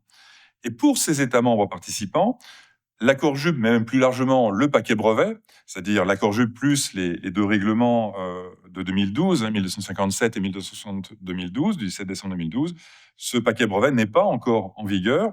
Le brevet européen effet unitaire n'étant pas son effet au territoire de ces pays, et les juges de ces pays ne partagent pas, ou pas encore, leurs compétences avec la JUB. Donc, il en résulte qu'il est aujourd'hui tout à fait imaginable de saisir, par exemple, un juge de l'un de ces États membres participants, par exemple d'une action en contrefaçon d'un brevet européen, partie nationale d'un brevet européen, ou même partie étrangère d'un brevet européen, voire d'une action en contrefaçon d'un brevet européen à effet unitaire ayant effet hors du territoire national du juge. Par exemple, on peut imaginer d'assigner une société irlandaise, puisque l'Irlande n'a pas encore ratifié, il est tout à fait possible d'imaginer assigner une société irlandaise domiciliée en Irlande devant le juge irlandais dans le cadre d'une action en contrefaçon tendant à faire reconnaître et sanctionner par le juge irlandais des faits de contrefaçon d'une même invention prétendument commise sur le territoire irlandais, où l'invention est protégée par l'effet de la partie nationale du brevet européen, qui est un brevet irlandais, et sur le territoire français, où elle est déjà protégée par l'effet du brevet européen effet unitaire. Et la solution est finalement la même à l'égard des deux derniers États membres de l'Union européenne qui n'ont pas encore été évoqués parce que tout simplement, ils n'ont même pas participé à la procédure de coopération renforcée en vue de la mise en place du brevet européen effet unitaire. C'est l'Espagne qui, vous le savez, a refusé de participer en raison de son hostilité à l'idée d'un brevet européen effet unitaire pour lequel la langue espagnole ne serait pas au même niveau que la langue anglaise, allemande et française en tant que langue officielle de l'OEB et donc du brevet européen. Et la Croatie, de son côté, a intégré l'Union européenne seulement le 1er juillet 2013, donc trop tard pour participer à la procédure de coopération renforcée. Les juges espagnols et croates peuvent, semblablement, sans devoir gérer la concurrence de la JUB, être saisis d'une action en contrefaçon visant des faits commis contre une même invention sur leur territoire national, en violation de la partie nationale correspondante du brevet européen, et sur le territoire de tout autre État membre participant pour lequel le brevet européen effet unitaire est déjà en vigueur. Voilà. Mais toutes ces situations-là que je viens de décrire ne sont effectivement que temporaires. Au fur et à mesure que ces États membres participants et non participants décideront de ratifier l'accord JUB, le brevet européen effet unitaire va gagner un champ d'application plus large et la JUB verra sa compétence exclusive s'imposer progressivement à un plus large nombre de juridictions nationales d'États membres. Voilà pour le premier point d'articulation. Le second point d'articulation, donc, il a déjà été évoqué, c'est inévitable, compte tenu que c'est effectivement un point très important dans la construction de la JUB. Ce second point d'articulation volontaire de la compétence de la JUB avec celle des autres juridictions, c'est l'opt-out. Donc, vous l'avez déjà bien compris, c'est cette possibilité temporaire qu'ont les titulaires de brevets européens, et j'insiste, attention, juste les titulaires de brevets européens, sans effet unitaire, les brevets européens classiques, d'exclure volontairement, c'est toujours bien un processus volontaire, la compétence de la JUB au profit des seules juridictions nationales. Conformément donc à l'article 83 de l'accord JUB, une période transitoire de 7 années vient de démarrer avec l'entrée en vigueur de l'accord JUB, donc de 7 ans. Elle pourra effectivement être éventuellement prolongée. Et pendant cette période transitoire, donc la compétence de la JUB pourra effectivement être écartée au profit de la compétence des juridictions nationales, les États membres participants, ayant pourtant ratifié l'accord JUB. Voilà, donc là aussi, l'articulation de la compétence, elle dépend de la volonté des titulaires de brevets européens. Alors, quand on regarde un peu plus précisément ce mécanisme d'opt-out, comme je vous l'avais dit juste avant, en réalité, il existe deux mécanismes d'opt-out.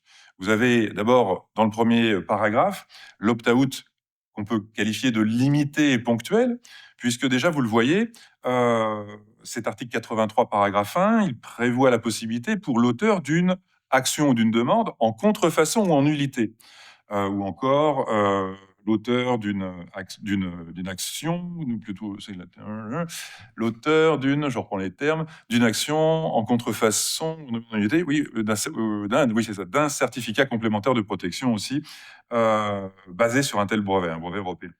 Donc il peut exclure, vous voyez, c'est limité à certains, c'est pas tous les litiges, c'est pas tous les contentieux, c'est strictement ici contrefaçon et nullité.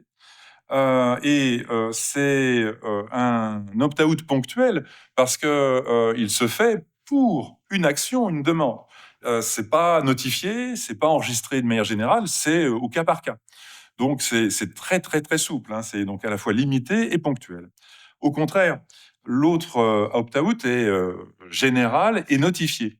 c'est celui que réalise, donc conformément à l'article 83, paragraphe 3, le titulaire ou le demandeur d'un brevet européen ou d'un CCP basé sur un brevet européen, qui n'a pas déjà engagé une action devant la JUB et qui notifie au greffe de la JUB, au plus tard 1 mois avant la fin de la période transitoire, sa décision générale, mais non irrévocable, de soustraire le contentieux relatif à ce brevet européen à la compétence exclusive de la JUB pour la réserver, au contraire, aux juridictions nationales. Voilà, donc cet opt-out général et notifié, il n'est donc effectivement pas irrévocable, à condition de ne pas avoir engagé, de n'avoir engagé aucune action devant une juridiction nationale. Le titulaire ou le demandeur du brevet européen peut se raviser et, en le notifiant à nouveau au greffe de la JUB, revenir sur l'opt-out et redonner à la juridiction unifiée du brevet sa compétence exclusive. Alors, pour vous voyez, donner quelques chiffres, les chiffres que j'ai retirés encore hier des registres de la juridiction unifiée du brevet, on aurait eu 522 000 opt-out enregistrés par la cour d'appel, ça c'est le greffe plutôt, je pense, qui enregistre ça à Luxembourg, et avec déjà des retraits, des révocations de l'opt-out, mais seulement très mineurs, 265 en tout. Voilà pour donner quelques chiffres sur cet opt-out. Enfin, s'agissant toujours des points d'articulation volontaire, troisième et dernier point d'articulation volontaire, qui correspond au choix stratégique du titulaire. Qui, je vous le disais, le titulaire qui aura peut-être cumulé, c'est pas obligatoire, mais ça pourra être une option, qui aura peut-être cumulé pour une même invention, j'insiste bien, la protection du brevet national à la protection du brevet européen ou du brevet européen effet unitaire. Ce qu'il faut d'abord rappeler, c'est ça, c'est ce que prévoit l'article 139 depuis l'origine. C'est pas une nouvelle disposition.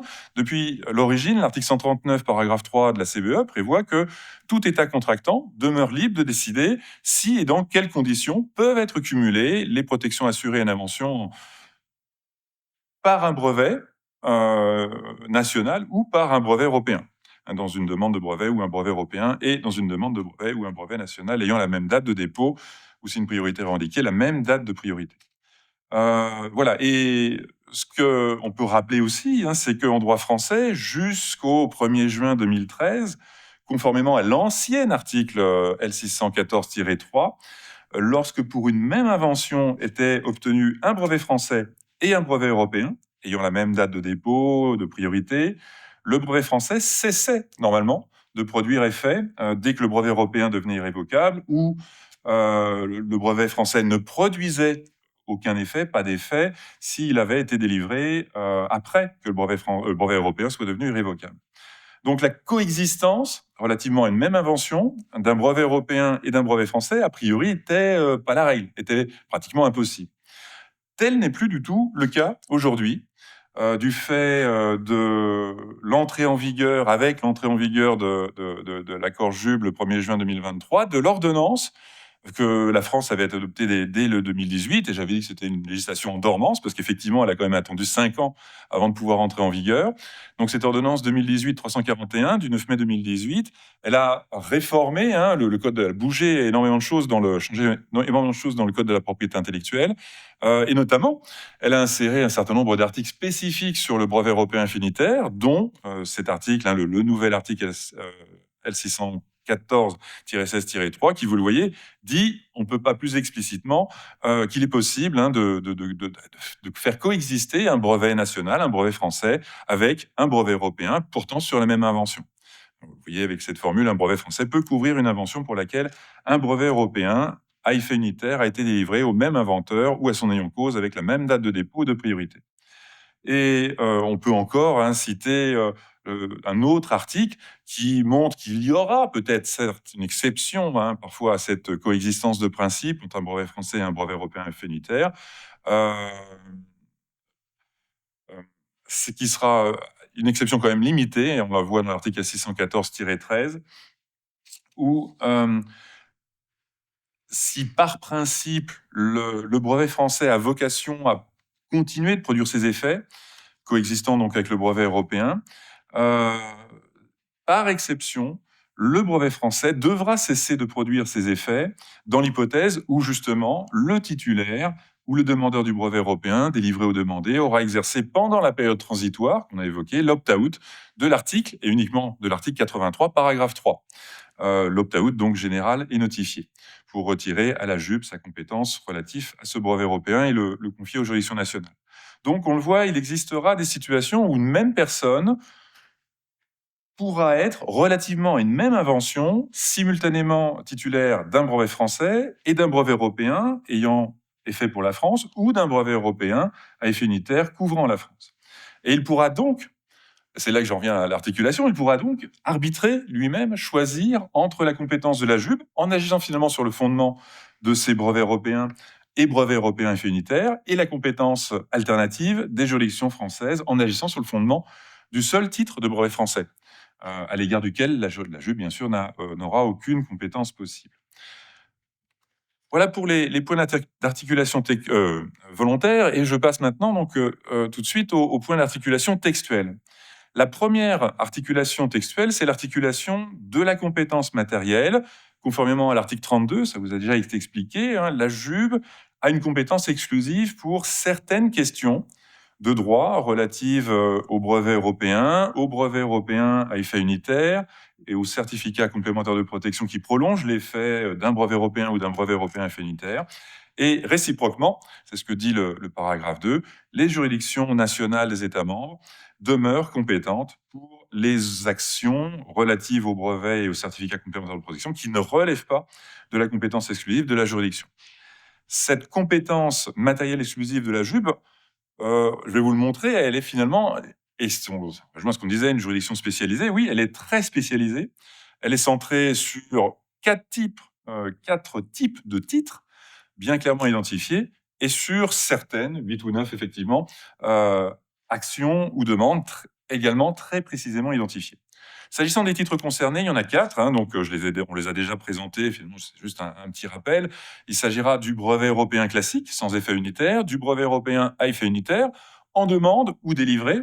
Hein, en demande et conformément aux règles de la CBE, ça veut dire dès la publication de la demande, parce qu'il n'y a que à partir de ce moment-là que naît la protection provisoire, on y reviendra. Encore les CCP, le CCP qui prolonge un brevet européen, le CCP qui prolonge un brevet européen à effet unitaire. Donc c'est relativement simple hein, sur les titres concernés. Néanmoins, je vais peut-être simplement juste remarquer que ça veut donc dire que la JUB n'aura matériellement aucune compétence relativement à tout autre titre de propriété intellectuelle, nationale ou régionale. Rien d'étonnant finalement, mais on peut quand même s'interroger, j'ouvre le débat là-dessus, sur le droit de priorité. Puisque le droit de priorité, on sait que la première demande de brevet déposée dans un pays membre de l'Union de Paris ou dans un État membre de l'accord ADPIC engendre, par les faits respectifs hein, de l'article 4 de la Convention de l'Union de Paris et de l'article 2 de l'accord sur les ADPIC, un droit de priorité qui n'est pas un accessoire du tout, hein, pas du tout un accessoire de cette première demande ou même du brevet qui est délivré, vertu de cette première demande. Le droit de priorité est un droit de propriété industrielle distinct, indépendant. Or, l'article 32 de l'accord JUB et plus largement tout l'accord JUB dans son entier n'évoque jamais le droit de priorité. A priori, il faut donc en conclure rigoureusement que la JUB serait matériellement incompétente pour connaître de toute question relative à un droit de priorité, alors même qu'une première demande de brevet européen est parfaitement susceptible d'engendrer un tel droit, ou qu'un tel droit de priorité peut être au fondement d'une demande subséquente de brevet européen ou de brevet européen à effet unitaire, et de brevet européen à effet unitaire ensuite. Voilà, donc bon, je laisse là pour l'instant la question de brevet de priorité, j'y reviendrai justement par la suite. Donc second aspect dans la compétence matérielle exclusive de la JUB, ce sont les actions et demandes concernées.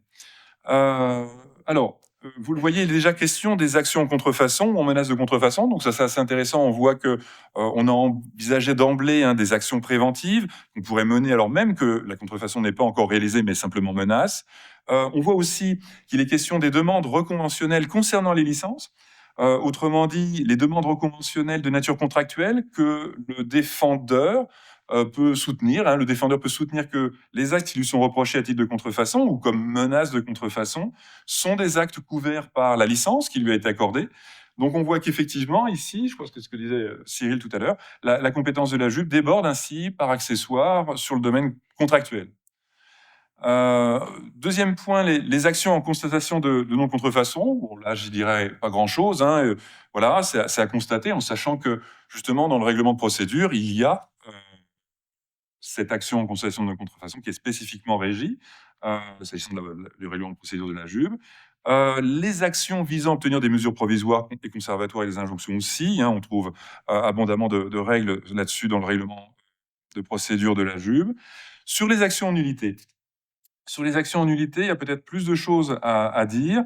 Déjà, on peut peut-être rappeler ici que la nullité du brevet européen, et donc aussi la nullité d'un brevet européen fait unitaire, elle peut être encourue notamment, conformément à l'article 138, paragraphe 1, petit e, lorsque son titulaire n'avait pas de droit de titre à devenir titulaire du brevet européen. Et on retrouve peut-être aussi le droit de priorité. Le droit de brevet européen peut dépendre d'un droit de priorité. Donc, j'en reviens à ce que je disais tout à l'heure. A priori, il semble que la JUB ne peut pas se prononcer sur le droit de priorité. Est-ce qu'elle devrait donc surseoir à statuer sur la question de la nullité du brevet pour défaut du titre du titulaire jusqu'à ce qu'une autre juridiction compétente ait tranché la question du droit de priorité? C'est ce qu'a priori impose la rigueur des textes. Ou alors est-ce qu'on peut prendre au contraire prétexte justement de cette compétence exclusive de la JUB pour trancher l'action en nullité, pour lui donner aussi compétence exclusive sur la question du droit de priorité qu'impliquerait la question de nullité. Donc voilà une interrogation. Autre question, autre action, les demandes reconventionnelles en nullité. Donc là, clairement, quand on regarde plus largement l'accord JUB et puis le règlement de procédure, on voit qu'en fait, il est question des demandes reconventionnelles en nullité, reconventionnelles à l'occasion d'une action en contrefaçon. Et il semble que ce soit que cela. Néanmoins, on peut se poser la question, qu'est-ce qu'il en est d'une nullité soulevée par voie d'exception? Parce que là, on nous parle des reconventionnelles, des demandes reconventionnelles en nullité. Et vous savez, la différence, hein, lorsque la nullité est soulevée par voie d'exception, ça signifie que le défendeur demande au juge non pas de prononcer la nullité du brevet, mais simplement de la constater pour le libérer des conséquences de l'action en contrefaçon qui est engagée contre lui. Alors, il semblerait que la JUB n'ait de compétence qu'à l'égard d'une demande reconventionnelle en nullité, mais pas pour une nullité invoquée par voie d'exception. D'ailleurs, la nullité par voie d'exception n'est clairement pas possible dans le règlement de procédure de la JUB. La règle 25 oblige clairement le défendeur à l'action en contrefaçon qui prétend que le brevet contrefait est nul à déposer une demande reconventionnelle en nullité. Donc, il n'est pas question d'une idée d'exception, donc ça réglerait peut-être la difficulté. Voilà pour cette première série d'actions. Vous avez encore les actions en dommages et intérêts en réparation découlant de la protection provisoire, hein, ce qui me permet juste de confirmer, enfin, ça confirme ici que ce que peut connaître la JUB, c'est l'atteinte non seulement au brevet européen délivré, mais aussi au brevet européen demandé, à compter donc de la publication de la demande. Là où entre en place, en jeu, la protection provisoire. Il peut être aussi question donc, des actions relatives à l'utilisation de l'invention avant la délivrance du brevet ou au droit fondé sur une utilisation antérieure de l'invention. Alors là, franchement, cette formule est extrêmement étrange pour moi. Déjà parce que, bon, je vois pas bien la différence, hein, quand on la lit simplement, entre les actions relatives à l'utilisation avant la délivrance du brevet et le droit fondé sur une utilisation antérieure de l'invention. Très clairement, il s'agit ici d'une référence à l'article 28 qui envisage comme limitation au brevet européen fait unitaire le droit de possession personnelle antérieure et l'utilisation antérieure à l'obtention du brevet. Donc, il y a peut-être un défaut de rédaction ou de traduction, mais c'est encore plus étonnant, c'est le deuxième étonnement face à cette formule. Ce qui est étrange, c'est qu'on nous parle d'une action relative à de telles utilisations ou droit fondé sur une possession personnelle antérieure, pourquoi pas, mais ces deux droits-là ne fondent pas une action en général. Ce sont des défenses à une contrefaçon. Donc, c'est étrange comme formulation. Voilà. Bon. Bon, en tout cas, il en est question. On pourra toujours s'ancrer dessus en dominant, en surmontant peut-être la mauvaise rédaction.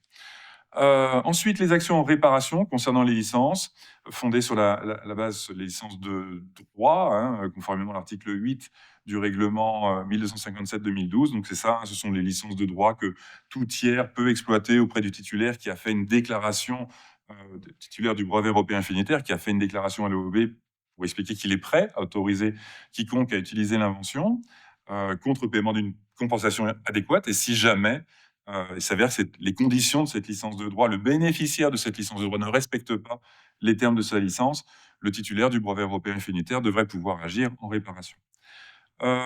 Enfin, les actions. Et ça peut être un bloc assez conséquent quand même. À côté de la contrefaçon de la nullité, finalement, quand on voit ce dernier point, la JUB va aussi avoir une compétence exclusive pour toutes les actions qui concernent les décisions prises par l'OEB en tant qu'opérateur technique du brevet européen infinitaire. Et je vous disais, ça peut être beaucoup de choses, parce que l'OEB, en tant qu'opérateur technique du brevet européen infinitaire, fait énormément de choses, gère le registre, gère les demandes des faits unitaires, administre le système des taxes, les coûts des traductions, etc. Donc, il pourra peut-être y avoir aussi, effectivement, là, ici, mine de rien, un pôle important de la compétence exclusive et un lieu de développement de jurisprudence, pourquoi pas, assez important. Voilà pour la première articulation. Oui, voilà, j'avais préparé l'article 28, mais j'ai oublié, je n'ai pas pensé à vous le montrer. Donc, voilà l'article 28 que je voulais évoquer tout à l'heure. Second point, seconde articulation textuelle, celle qui résulte donc du règlement Bruxelles 1 bis, pour l'articulation de la compétence de la JUB et des autres juridictions de l'État membre. Ça a déjà été indiqué abondamment, donc je vais essayer de passer très vite. Avant même son entrée en application, le règlement Bruxelles 1 bis a été complété par les articles 71 bis à 71 quinquies par le règlement 542-2014. Et en particulier, celui qui m'intéresse moi, c'est effectivement cet article 71 quater, qui prévoit que les articles 29 à 32 du règlement Bruxelles 1 bis, à savoir les articles qui sont consacrés à la litispendance, à la connexité, pour articuler les compétences concurrentes de juridictions d'États membres différents, s'appliquent, et s'appliquent effectivement dans deux cas. Premier cas, lorsque des demandes sont formées devant une juridiction commune, comme la JUB, et devant une juridiction d'un État membre non partie à l'instrument instituant la juridiction commune, l'accord JUB. Donc, ça couvrira toutes les situations que j'évoquais précédemment, qui sont déjà nées du retard à la ratification des différents ratifications de l'accord JUB par les États membres participants, ou de l'éventuel refus de ratification de l'accord JUB par les États membres de l'Union européenne, qui resteraient éventuellement hostiles, définitivement hostiles au brevet européen infinitaire. Et d'autre part, cet article 29, les règles de l'article 71, les règles des articles 29 à 32 s'appliquent aussi lorsque, pendant la période transitoire de l'article 83 de l'accord JUB, des demandes sont formées devant la JUB et devant une juridiction d'un État membre partie à l'accord JUB. Cette seconde hypothèse, elle couvre et couvrira toutes les situations nées pendant la période provisoire de 7 ans, démarrée donc avec l'entrée en vigueur de l'accord JUB, du fait de l'opt-out limité et ponctuel de l'article 83, paragraphe 1, ou de l'opt-out général et notifié de l'article 83, paragraphe 3. Et bien que le texte de l'article 74 quater ne l'évoque pas, il semblerait naturel aussi que les situations de saisine concurrente qui résultaient des choix stratégiques que j'évoquais précédemment, réalisés par la personne simultanément titulaire d'un brevet national et d'un brevet européen ou d'un brevet européen infinitaire, pourraient aussi, bien sûr, être résolues par l'application des mêmes articles 29 à 32 pendant cette période, la période provisoire et même après. Donc, sur l'article 29, je ne vais pas faire une exégèse de l'article 29, mais simplement rappeler qu'effectivement, c'est celui qui régit la litispendance, lorsque les demandes ont le même objet, la même cause et sont formées entre les mêmes parties. Et il prévoit, pour résumer, que la juridiction chronologiquement saisie en second lieu, selon les critères justement de l'article 32, doit d'abord surseoir à statuer. Et si la compétence de la juridiction première saisie est établie, la juridiction saisie en second lieu doit alors se dessaisir. L'article 30, quant à lui, en cas de connexité, il nous explique que donc on a des demandes qui sont connexes parce qu'elles sont liées entre elles par un rapport signé 3 qui a un intérêt à les instruire et les juger en même temps, ensemble, afin d'éviter des solutions qui pourraient être inconciliables si les causes étaient jugées séparément. Eh bien, cet article 30, il prévoit, pour le résumer, que la juridiction saisie en second lieu peut surseoir à statuer et même peut se dessaisir au profit de la juridiction première saisie si cette dernière peut joindre les demandes et être compétente à leur égard. Alors, ça a déjà été rappelé, je marche sur les brisés, Cyril Nourrissa. Effectivement, ce qui est très intéressant ici, c'est de rappeler la décision Primus Roche, la décision donc, de la Cour de justice des communautés du 13 juillet 2006, qui clairement montre que dans le contexte d'un brevet européen classique, que des demandes formées sur des parties nationales d'un brevet européen ne correspondent pas à la même situation de droit, parce que chaque partie nationale est régie par son droit local. Il en ira de même d'une demande formée sur la partie nationale d'un brevet européen, régie par le droit local, et une demande fondée sur le brevet européen finitaire, lui, régi par son droit particulier qui résulte du paquet brevet. Voilà. Enfin, quant à l'article 31, il aborde alors plusieurs questions, plusieurs situations. Il aborde déjà le conflit de compétences exclusives pour appliquer toujours un principe de solution chronologique. Le dessaisissement a lieu en faveur de la juridiction première saisie. Et une telle hypothèse de conflit de compétences exclusives est absolument envisageable dans le domaine des droits des brevets. Il ne faut pas oublier en particulier l'article 24, paragraphe 4 du règlement Bruxelles 1 bis qui régit la compétence exclusive en matière d'inscription et de validité des droits de propriété intellectuelle, donnant lieu à enregistrement ou dépôt, ce qui est le cas du brevet. Et par exemple, la question de la validité d'un brevet commun, d'un brevet européen classique, sans effet unitaire, relèvera la compétence exclusive de la JUP pour les États membres participants liés à l'accord JUP, tandis que les juges des États membres non encore liés par l'accord JUP se reconnaîtront par application de l'article 24, paragraphe 4, une compétence exclusive pour juger de la validité de la seule partie nationale du dit brevet européen qui les concerne directement. Il ne faut pas oublier l'article 66, justement, il est précieux là aussi pour compléter ça, l'article 66 de la CBE, qui nous explique bien que la demande de brevet européen, à laquelle une date de dépôt a été accordée, a dans les États contractants la valeur d'un dépôt national régulier. Donc, effectivement, on peut utiliser 24.4 comme ça. Il aborde ensuite, oh, mais ça va aller vite, hein. Je conclue. Voilà, il aborde ensuite d'autres questions que je vais laisser de côté, la prorogation volontaire de compétences, etc. Et pour arriver à mon dernier point, c'est promis, le protocole, mais c'est injuste, hein, parce qu'il y a quand même beaucoup de temps entre deux, le protocole du 5 octobre 1973. Surtout, je pense que c'est pas forcément un texte auquel on penserait, et il faudra y penser. C'est un texte, vous le voyez, qui fait partie intégrante de la CBE, et il est sur la compétence judiciaire et la reconnaissance de décisions portant sur une question très, très, très précise, une tête d'épingle, le droit à l'obtention d'un brevet européen, et c'est même encore plus strict que ça. Regardez bien l'article 1er, ce qu'il vise, c'est la détermination de la compétence judiciaire pour des actions qui sont les actions intentées contre le titulaire d'une demande de brevet européen, pas d'un brevet européen délivré. Donc, tant qu'on est dans la phase de la demande de brevet, oui, ce texte-là s'applique, et plus après, donc sous-entendu après, on reviendra certainement à d'autres règles, pour un ou plusieurs États, plusieurs des États contractants désignés dans la demande de brevet européen.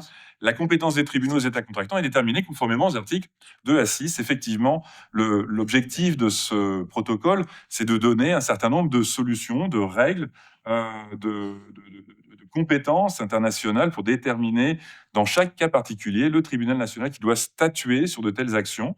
Et même aussi, d'ailleurs, il y a une disposition, c'est l'article 8, pour régler l'éventuelle litispendance en faveur de la juridiction première saisie, et qui exige ensuite, mais ça sort du sujet, la reconnaissance des décisions mutuelles dans les États parties à la CBE.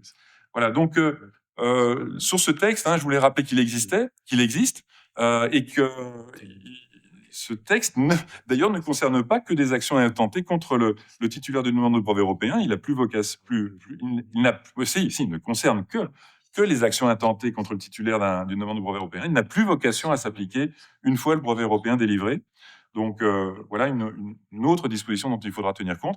Et vous voyez, il y a quand même finalement beaucoup de points d'articulation, mais finalement liés à la complexité du système. Je vous remercie de votre attention. Merci, Monsieur le Président. Merci beaucoup, cher Nicolas. Et donc, tout de suite, pour ne pas ouvrir un procès en partialité, je dirais que tu as eu le même temps que Cyril Nourrissa. Et donc, voilà, tu as autant dépassé ton temps que Cyril. Précision pour les deux orateurs suivants. Ne faites pas comme les Lyonnais, ne prenez pas vos aises et respectez le timing. Alors, vous aurez compris pourquoi il a donné ce sujet. Vous voyez bien qu'il est intarissable et que l'organisation du colloque correspond avant tout à de vraies questions qu'il se pose. Alors, je crois que après ces 3 interventions, une pause s'impose, et ce d'autant plus que c'est l'université qui vous y invite, donc profitez-en. Mais avant la pause, je crois qu'il y a quand même un certain nombre de questions que la salle souhaiterait poser aux orateurs, notamment peut-être à notre interlocuteur à distance, le docteur Wag, pardon, s'il est toujours avec nous, et en espérant que la technique fonctionne, parce que là, je crois que vous 3 avez montré toutes les difficultés de cette jupe qui, en quelque sorte, porte en elle, par l'unification de son titre, eh bien, des vertus simplificatrices et des vertus, en quelque sorte, d'accès facilité à la justice en matière de brevets. Mais je crois que vous avez montré les uns et les autres que finalement, il y a plus de questions qui se posent que de solutions apportées par cet aspect unifié des choses. Et il me semble que, notamment les avocats présents dans la salle, ont de quoi se réjouir s'ils sont spécialisés de ces questions, puisque pendant au moins 7 ans, et même après la période transitoire, je crois que le contentieux ne va pas se tarir de sitôt, rien qu'à considérer les éléments que vous avez mis en lumière aujourd'hui. Alors, avons-nous des questions dans la salle? Oui. Alors, présentez-vous d'abord, s'il vous plaît. Bonjour, moi c'est Bruyas Benjamin, étudiant au sein du Master 2 Propriété intellectuelle dirigé par le professeur Très Nicolas bien. Pouche. Donc, un fan. Du coup, je tenais à vous remercier pour ces interventions. Alors, je viens ici en qualité de mandataire, si je puis dire. J'ai une question qui serait celle, l'article 5 et 7 du règlement bruxellois bis renvoie au droit national, le même droit national qui renvoie à l'accord JUB. La question qui m'est posée et que je vous pose du coup, c'est est-ce qu'il y a des lacunes dans l'accord JUB en matière de contrefaçon que le droit national peut venir compléter et venir remédier aux éventuelles difficultés à ce niveau-là? Je vous remercie. Je crois que vous faites référence à l'article 7 du règlement 57. Voilà. C'est ce dont on parle après. C'est après. Donc, c'est après la pause. Bien tenté. Voilà, une question réglée. Donc ça vous oblige à rester. Voilà. Vous devez revenir après la pause et votre mandat ne s'arrête pas à cette heure. Alors, Monsieur Savin, un des doctorants du centre de recherche. Allez-y, allez-y. Oui, une question pour monsieur Wag, s'il est toujours avec nous, ou sinon je suis sûr que le professeur Norissa pourra répondre aussi, puisque ça concerne les interactions avec le droit de la concurrence. L'article 32 de l'accord JUB, il précise bien que la compétence vaut aussi pour les actions, les demandes conventionnelles concernant les licences, ce qui, à mon sens, concerne aussi le contentieux sur les brevets essentiels à une norme. Et ça me semble être un forum intéressant pour discuter de ces sujets-là, parce qu'une question qui revient souvent, c'est quelles compétences pour les juridictions pour se prononcer sur le montant des redevances, etc. Et pourtant, quand on regarde l'action de l'Union européenne, on voit que le nouveau règlement sur ces brevets essentiels à une norme donne une compétence à l'Union européenne pour un registre et pour vérifier notamment l'essentialité, si je puis dire, de ces brevets à la norme. Et je me demandais si ce n'était pas une occasion manquée de la JUB de pouvoir se saisir de ce contentieux-là aussi, de ce registre. Je crois que l'OEB a décliné cette possibilité. Et plus généralement, est-ce que la JUB n'a pas vocation à devenir, voilà, du fait de cette compétence sur les demandes conventionnelles, un endroit important du contentieux sur les brevets essentiels à une norme? Peut-être Cyril d'abord et le docteur Oui, Max, si nous en Édouard serait mieux placé que moi pour répondre, mais c'est sûr que la notion extrêmement vaste de demande conventionnelle peut servir entre guillemets d'aspirateur. Mais après, si j'ai bien compris le dispositif, d'abord on a un certain nombre de titres qui sont visés. Donc la question elle sera dépendra du titre. Et deuxième élément, effectivement, au titre conventionnel, on voit bien certaines affaires qui ont été portées à la Cour de justice, qui soient des affaires qui aillent désormais devant la JUB. Le problème qui sera posé, c'est à mon avis, un, Est-ce que la JUP peut développer une jurisprudence qui serait divergente de celle de la Cour de justice? Je n'y crois pas une minute. Je n'y crois pas une minute, ne serait-ce que pour, et je reprends le schéma qui avait été présenté par le docteur Wag, on aura des questions préjudicielles qui seront là pour éviter des divergences de jurisprudence. Est-ce que ça mettra fin aux divergences qu'on peut constater entre les juridictions des États membres? Là, je pose plutôt la question à Édouard. Je ne sais pas si...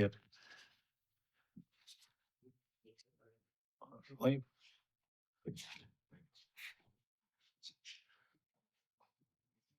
Sur le Il y avait contentieux franc, je pensais aux divergences, par exemple, avec le juge anglais. Alors, le problème ne se pose pas. bah, sur le contentieux franc, c'est certain que on peut imaginer qu'avec cette entrée sur les questions de licence par le biais de l'article 32, on pourrait avoir une action en contrefaçon et derrière demander à la JUB de préciser l'autofrande, ce qui est en fait le fondement utilisé en Angleterre.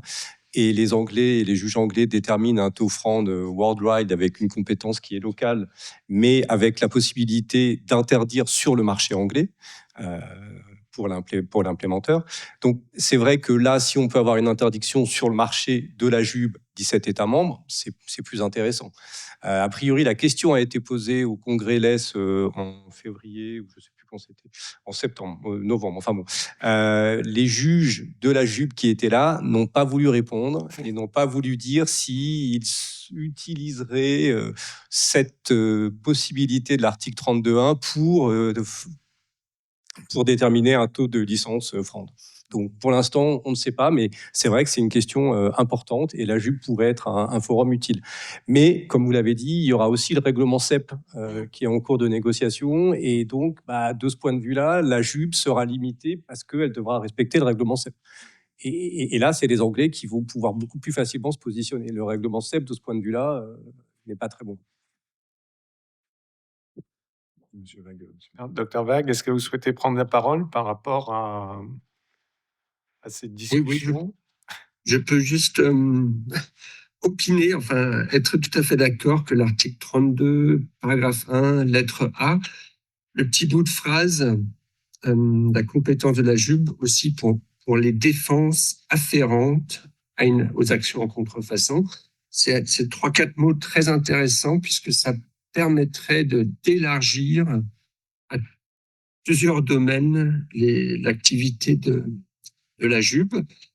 On avait pensé sans doute à l'origine à la concurrence déloyale, sans totalement exclure les défenses relatives à la concurrence entre entreprises. Donc là, il peut y avoir des élargissements intéressants, tout ceci étant bien sûr à déterminer par la JUB au cours des prochaines années. Concernant le règlement CEP, ça, effectivement, c'est une discussion assez intense en ce moment. Certains États membres participant à la JUB souhaiteraient que ces affaires, ces dossiers soient traités plutôt à la JUB que ailleurs. Mais il vaut mieux que je prenne pas position. La position officielle de l'OIB que vous connaissez sans doute. Merci. Merci beaucoup et nous l'entendons bien ainsi. Eh bien, je vais vous proposer de prendre notre pause parce que sinon on va décaler d'autant plus nos interventions. Je remercie vivement le docteur Wag de sa participation et de son intervention aujourd'hui, qui a pu nous permettre encore une fois de situer dans son contexte la création de la JUB et de nous mettre en perspective quelques enjeux tout à fait récents. Je remercie également les deux orateurs lyonnais pour leurs interventions et pour le nombre de questions importantes qu'ils ont posées sur la question de compétences. Et nous retrouvons après la pause, donc le professeur Trépose et le professeur Renard pour les questions de droit applicable. Donc, avec, je suppose, encore des cas de complexité, encore des difficultés, encore des questions non résolues ou des questions ouvertes qui n'appelleront pas à des réponses tout de suite. Et donc, j'espère avoir créé suffisamment de suspense pour toutes et tous vous faire revenir après la pause. Il est à peu près 16h15, donc on va décaler d'un quart d'heure la reprise. Plutôt que de reprendre à 16h30, nous reprendrons à 16h45 de façon à ce que chacun puisse se dégourdir les jambes et profiter d'un bon café ou en tout cas de ce qui est disponible dans la salle des professeurs à l'étage, donc juste au-dessus. À tout de suite pour ceux, enfin presque tout de suite pour celles et ceux qui sont à distance. Et encore merci, Dr Wag, pour votre participation qui nous honore.